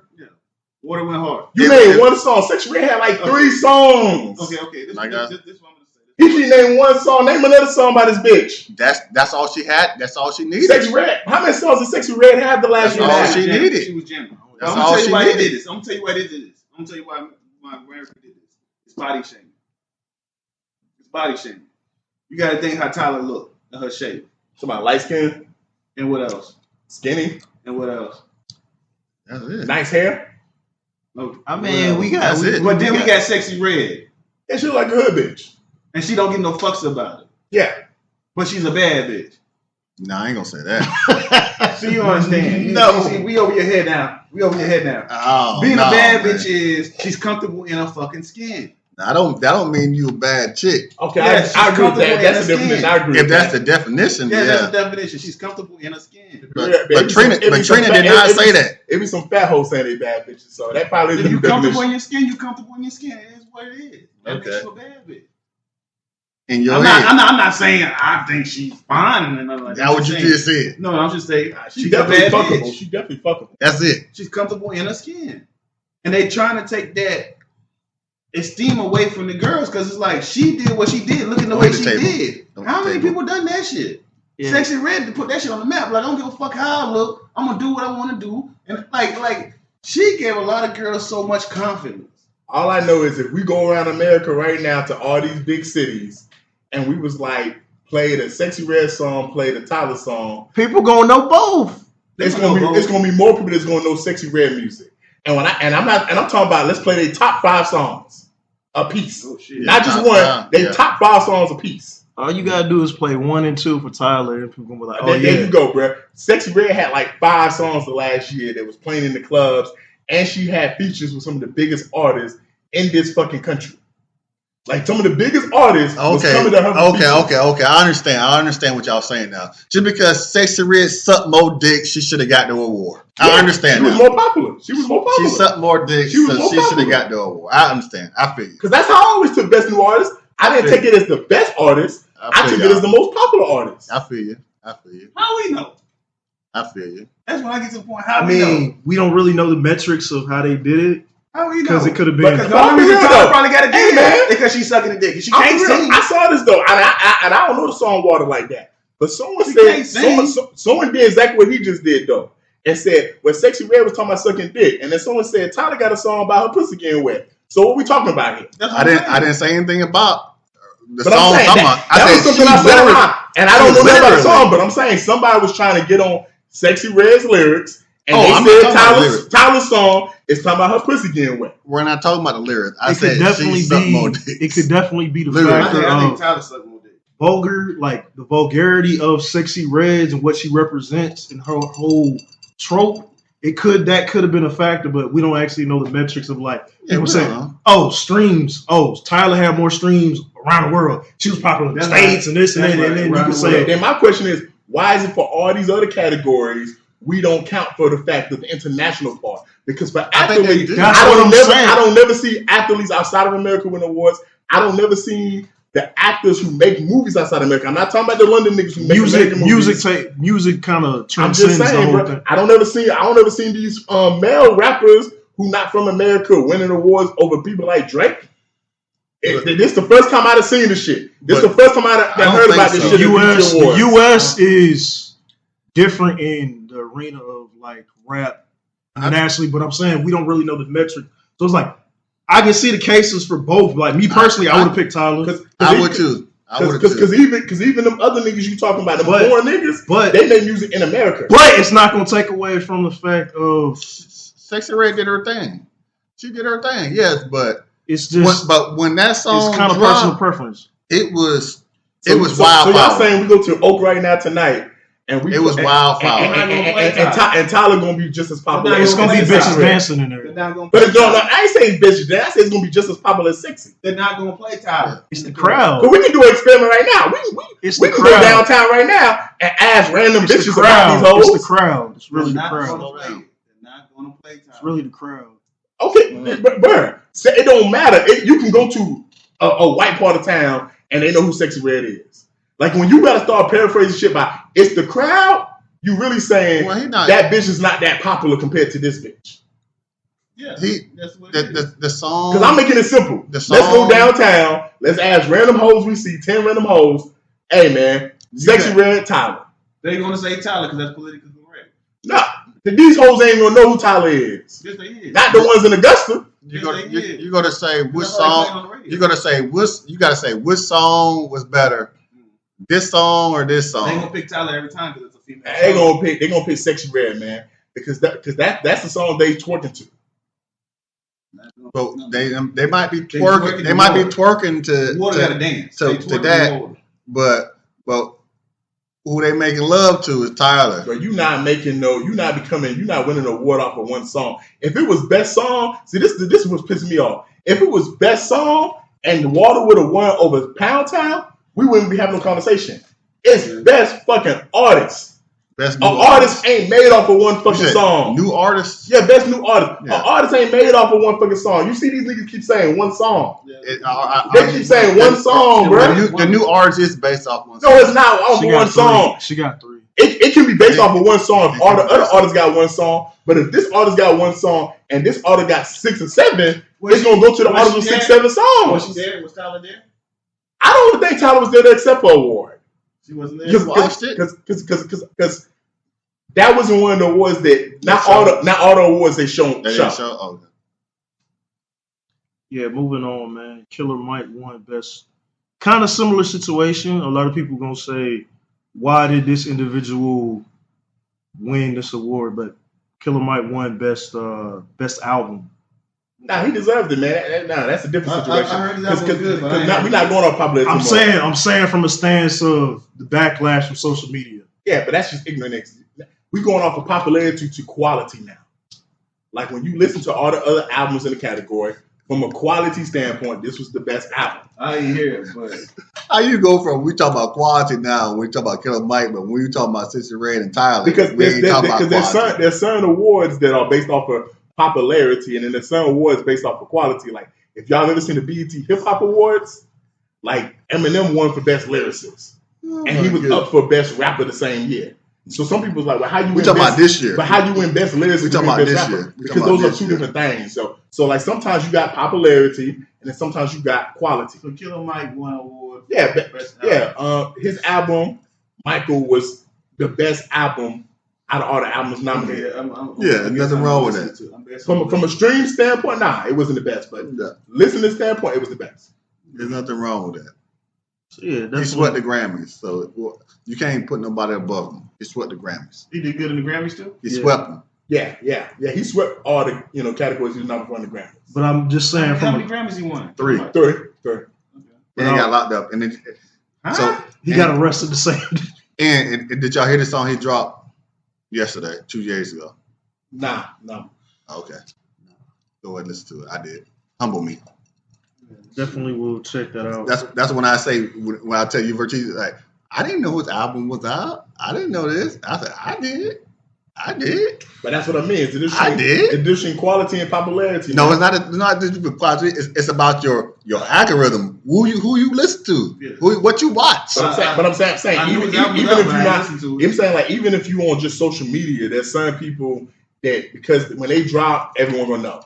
Like So, I said, now when you on Spotify, I did see the song you talking about, Humble. I didn't listen to it because when I was on Spotify, because I just clicked it and downloaded it. I don't listen to everything right away on Spotify.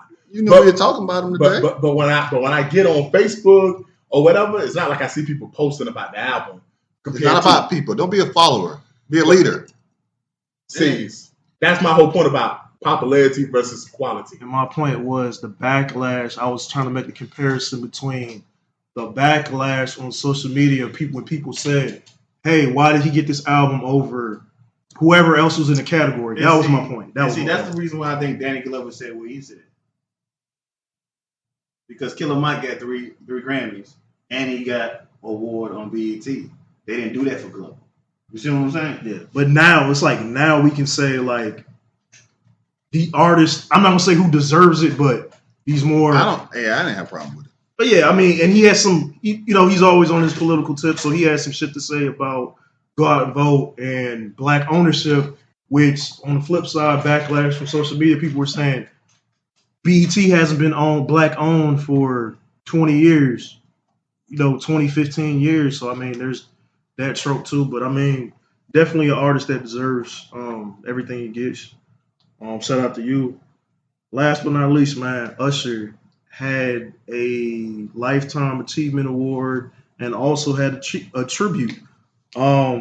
My only question with the tribute was, why was it all females? That's my only question. I'm not saying anything because all the women did great. Coco Jones. Yeah, it was all females. That sung all his songs. Victoria Monet, Tiana Taylor. That was super weird. I didn't understand that, but I don't know it's just because dudes was like, man, that dude got herpes, man. I ain't trying to sing his song. Nah, I mean, I don't know. I don't think too many dudes can sing his song. Like one, Mario could sing his songs. But Chris that's what Brown I could sing too. his songs. like There's dudes that can sing his songs. Are there's new niggas out right now in the last 10 years that are good male R&B artists? Yeah, not new ones, probably not. Because the niggas we naming don't have any. the niggas we naming from No. 2000. No, not new artists. So part of it is, No. did you want to get younger talent, and maybe you couldn't find younger males to perform? Now, if you would have just said, "Fuck, we just doing a tribute. We don't care about generation," because you name the artists you name, sees all from a younger generation. They're not. It's not like you name Sierra and Alicia Keys. You name artists from this generation. So like, I don't know any male R&B artists from this current generation that's popular. He didn't name any artists. No, he named Coco Jones. Coco Jones, Victoria Monet. Yeah, Victoria Monet. Yeah. So like those are some popping artists right now. So it's like I don't know no male R&B artists. Now, if had it been me, I would have did what Rose hinted at. I would have just called Chris Brown. I would have called Mario. I would have called Omarion. I would have called Trey Songz because these niggas Bobby Valentino. I would have called niggas that can sing, niggas that can dance. Because one of Usher's biggest things is he's always been a dancing nigga too. So you got to have niggas that can actually do some dance moves. And I would have tried to reenact some of his best music videos, like Burn and some other But I think what it was they was, what I'm saying, the white folks weren't trying to spend that money. I mean, that's what I'm saying. The niggas I named, they was probably on tour and they cost money. Yeah. Like them niggas ain't cheap. No offense to Coco Jones, They weren't trying to spend that money. she's not popping to the point where she's None of those women that Victoria would Monet, sing the songs. she's just hitting the scene really. So it's like you could easily, to be honest, they was probably just happy to get a free ticket to the BET Awards and to be like, hey man, we got you a gift basket in the back. Yeah, and this is probably like, oh, it's Usher, so hey, we're gonna do this. So I mean, but what I do want to say is Usher did deserve this tribute. He did deserve this award because he's, like I said early in the pod, he's been making music for over 30 years. Usher's still making hit songs, and he dropped the album after Super Bowl, and that did numbers or whatever. He came off of his Vegas residency, and from what everyone said on social media, Vegas has been doing residencies for a long fucking time. They were saying that was one of the best shows of the last 30 years that Vegas was putting on. Usher was doing his thing doing that. So, man, shout out to Usher, man. Yeah, definitely well-deserved award. And shout out to his speech, man. I hope y'all heard his speech, man. His speech was very amazing. He talked about the importance. You got to go watch it uncut because when they played on TV, you got to listen to the uncut. They bleeped everything out. Yeah. But he talked about the importance of being a father, showing up for your kids, and he said this is the year of the father and how influential fathers are. Like, it's not too many speeches that I can remember that put so much emphasis on being a father. So I really did enjoy that part of the speech. And he highlighted all the men in his life and how all the men in his life was instrumental. So, shout out to him for that. Any final thoughts on that one? Any final thoughts on that? Yeah, and we're going to finally move on to the last topic. Basically, we have this thing in hip-hop where you get a certain age and you're considered washed up or past. So basically my question is, should there be an age limit in hip-hop, or should there be categories like, okay, older hip-hop or younger? Like, should it be this divide? Should there be a separation of it? No, should we even allow it? Why black folks always got to put an age on something? I know, and black folks came up with the term, age ain't nothing but a number.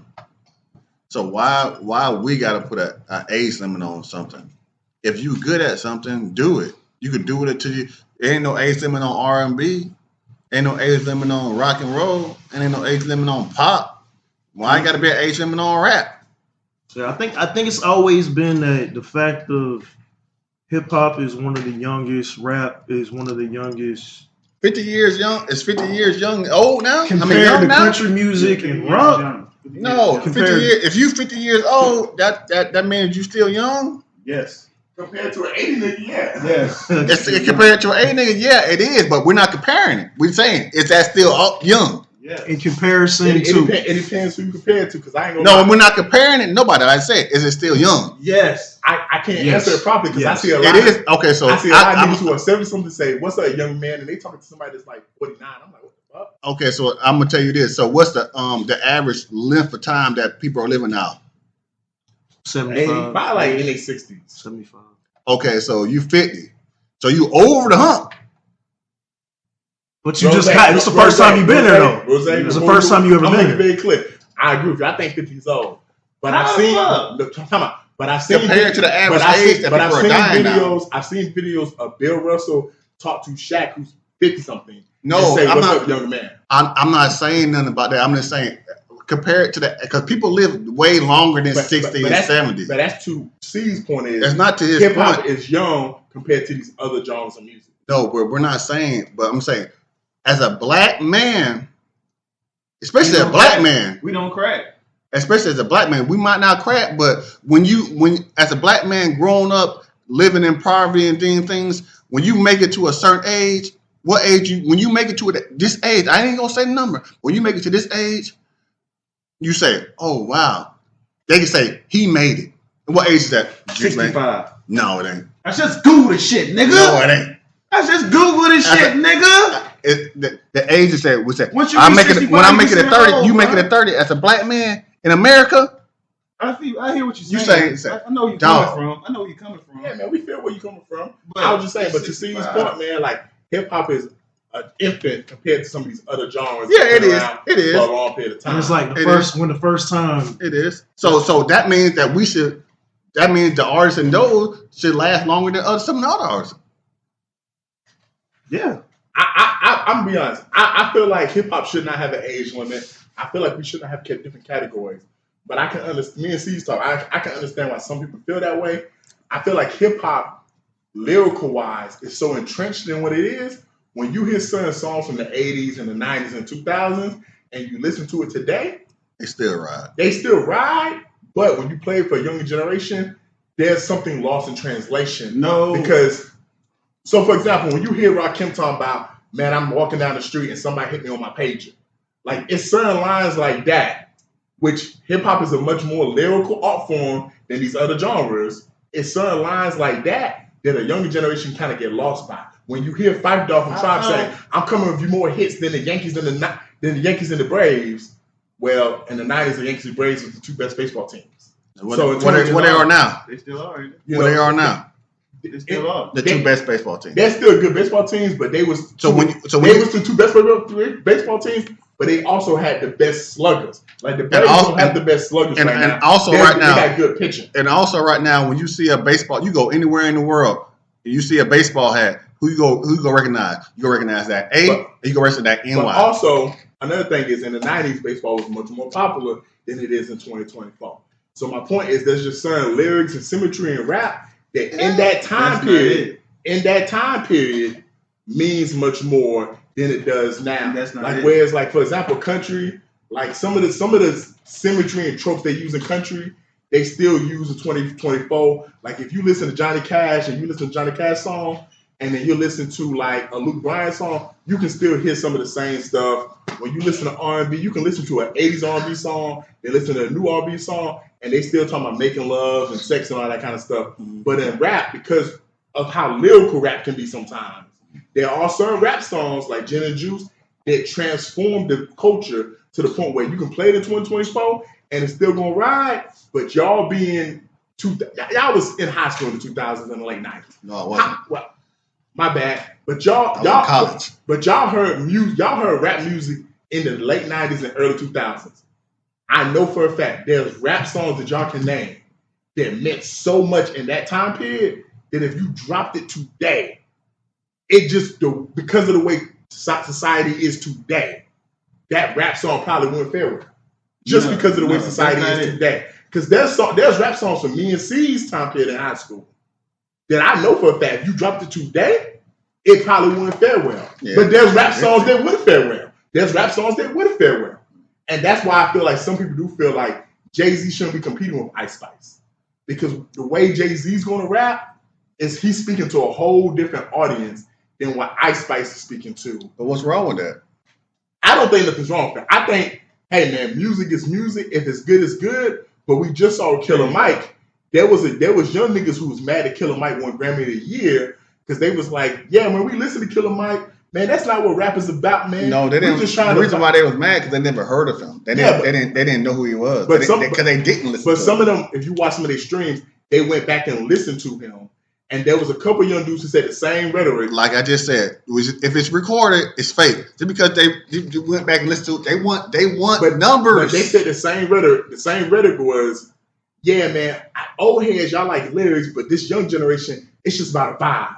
Like, you could be saying some stuff that don't make sense, but if the beat's right and it's vibing, and when you listen to some of these popular rap songs nowadays, some of these lyrics don't make no goddamn sense. Lil Wayne. But guess what? The beat ride, the hook is cool, but when you actually hear what they talking about, it's like, what the fuck is you even talking about in the song, bro? Am I lying? Because you looking like I'm lying right now, bro. Right, So you telling me the rap songs you hear today that's popular, like when Ice Spice talking about punching, No, I You got talking about the lyrics to that song is good? I'm trying to tell you. I've been untold y'all this, and y'all always say, no, that's not true. That's not true. The beat and the hook makes the song. I've been telling y'all this for 10 years now. Long as I know y'all. So Nas doesn't have some of the best beats, but he got some of the most iconic rap songs. Like I just said, the beat and the hook makes the song. As long as you got a good beat and a catchy hook, you're gonna make money. But even back in the day, you still haven't had a lyric. No, you didn't. No, you didn't. So My you album no, was you trash. didn't. My album was trash. So you and I telling killed it. me when Tribe was making their music, their lyrics was trash? I didn't say that. I said it takes a good beat and you a had good to have hook. lyrics, man. No, you didn't. You didn't have to have a lyric. Nah, 'cause You could have a hit. LL Cool you J could- just talked about this himself. No, you You didn't. could have a hit song back in the day, No, you didn't. but you had to have lyrics, bro. The best artists of the '90s. A hit song consists of a good beat and a hook. What That- But song? what y'all really talking about is Juice Man, who named the 5 best artists of the '90s? Just top of your head, 5 best rappers of the '90s. Okay, I'm That trying to tell you about the Because music. all of them got good lyrics. You can't name an artist of the '90s, a rapper of the '90s, who lyrics was trash but the beat was good. I can name- never said somebody the lyrics was But trash. that's my point. My point That's is not your you point. got rappers today who lyrics are trash, But is and the they beat consider good? some of the best in the game right Is the now. beat is the beat I'm about to good? tell you what. Yes, Is the hook good? yes. But That's the what lyrics makes the are song. trash. That's what makes You the couldn't song. do that back in the day, though. Yes, you could. No, you couldn't. You can't. Can you name me a rapper back in the day, in the '90s and early 2000s, who their lyrics was That trash? makes the beat. That makes the song, man. Juice Man. Okay, See, he can't answer the question. I'm telling Name you. me a rapper. let me get to it, I'm man. telling Name, okay, Juice Man. Name me a rapper who Have you was have you trash. ever made You're music not- for you're teasing? not- you're not- Have you ever made music? Okay. Here it goes. A teenager is not going to vibe with the parent. The teenager is going to be rebellious. That's it. They ain't trying to hear nothing their parents are doing. They don't want to hear the same music. They ain't trying to live the same life. They don't want nothing to do with the fact that you're old geezer and I'm a young buck. So I'm gonna do what I want to do because I just want to do what I want to do. They don't give a fuck about nothing, man. That's all it is to it. So the music come out today, yes, we all know it's bullshit. But do I vibe with it? Yeah, there's a lot of shit I vibe with. Sexy Red, shit, I fucks with that shit. Shit, what's the other one? Gorilla. I fucks with her. That shit hit. So- That shit snap. So you feel like the age different? It's just the different times, different age difference is what the Yeah, disconnect is. that's all it is. It's just like, oh, you like that? I don't like that shit no more. Let me find another artist that you can't get it with. It's about that It's a because disconnect. you can listen to it. You can listen to songs as long as it has a good beat and a good hook. Now, if it doesn't have either good lyrics, good beat, or a good hook, you probably can't listen to it at all. But if it has lyrics but doesn't have a good beat and doesn't have a good hook, then you still probably might not want to listen to it. Nas was doing it. Me and C's had this conversation all the time.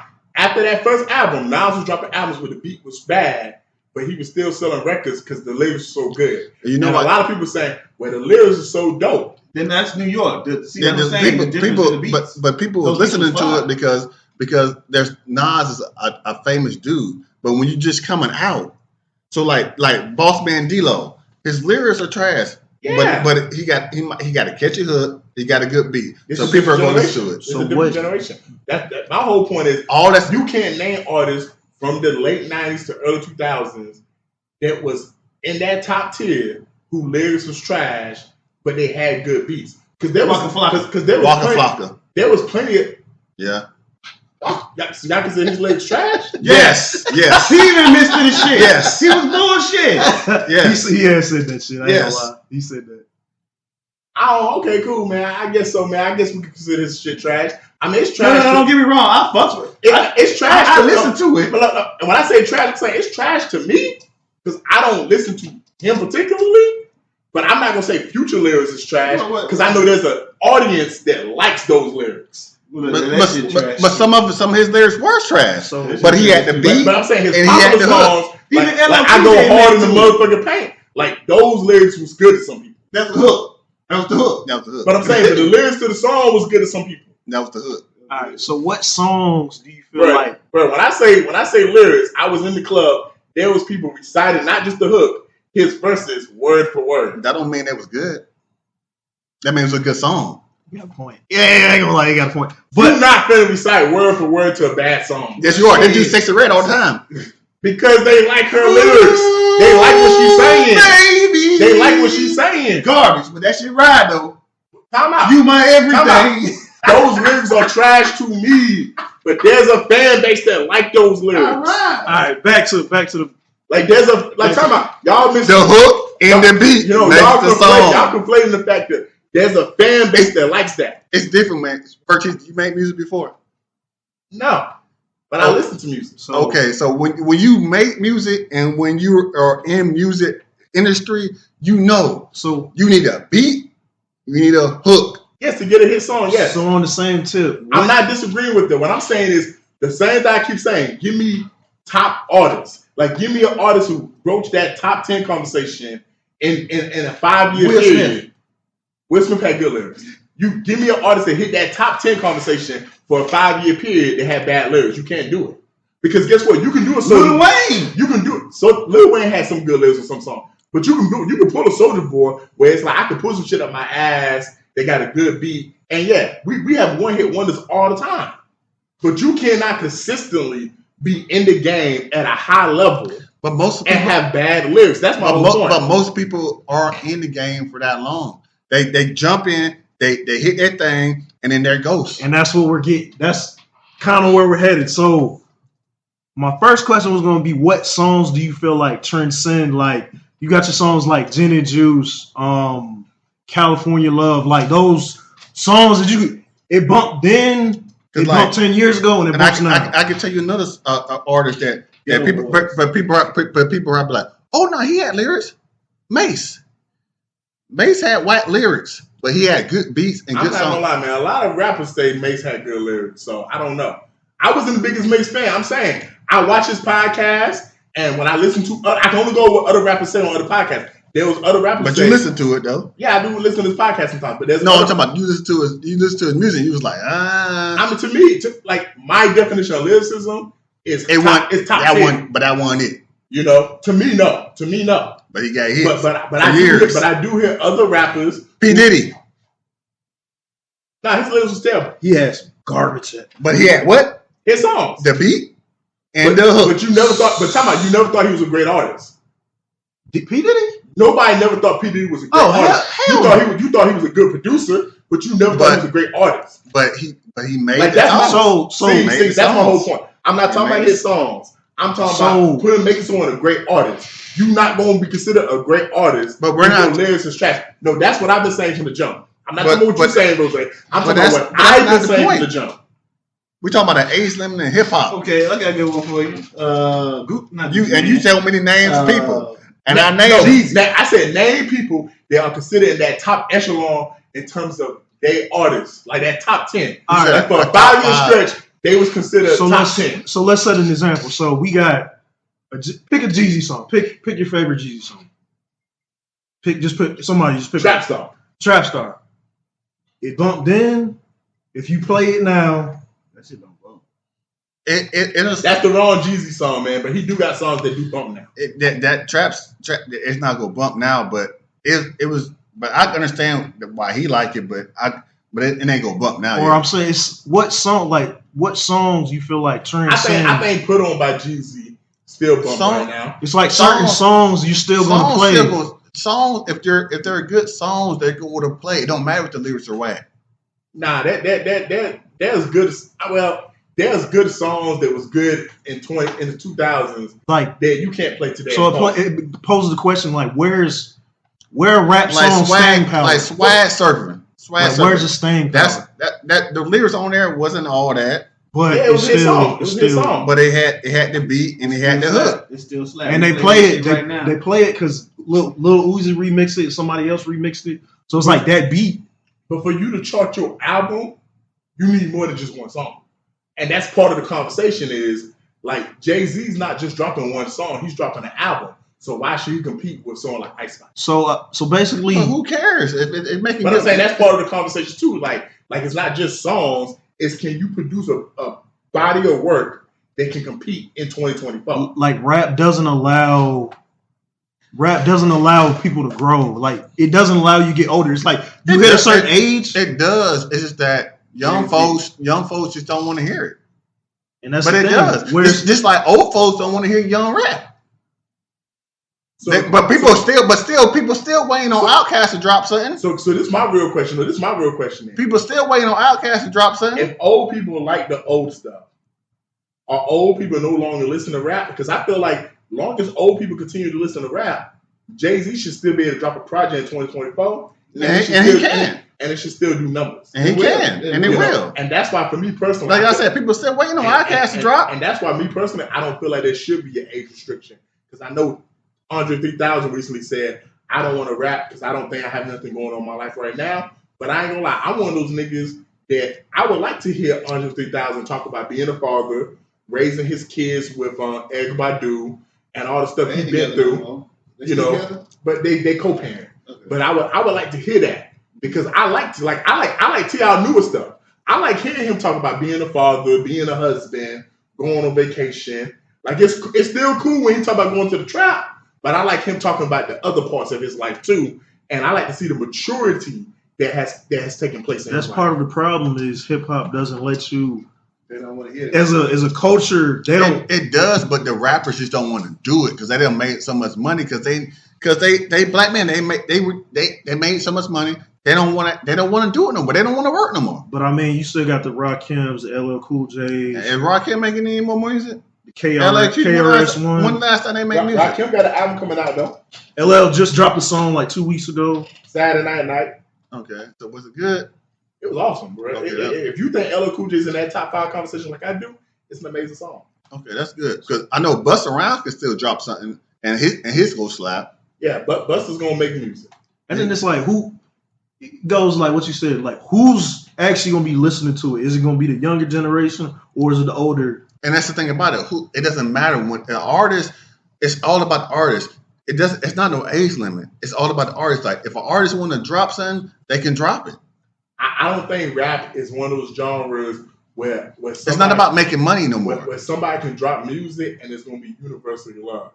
Like I feel like there are genres like pop, R&B, rock, where you can drop the song, and if you're a fan of that genre, it's going to do numbers. Like, it doesn't matter. But, like, I don't feel like rap is one of those genres. Like, I don't feel like a nigga like Rakim can drop something in a day. And it's going to be and everyone going to like it. If but on the same time, the way that people talk about Sexy Red and Ice Spice, there's a whole population of hip-hop fans that don't like that music. Like, this ain't like the 80s and 90s when Michael Jackson would drop some shit, and everyone who liked pop is going to like it. Or Prince dropped some shit, and everyone who likes rock is gonna like it. Now we not living. This rap is not that type of genre.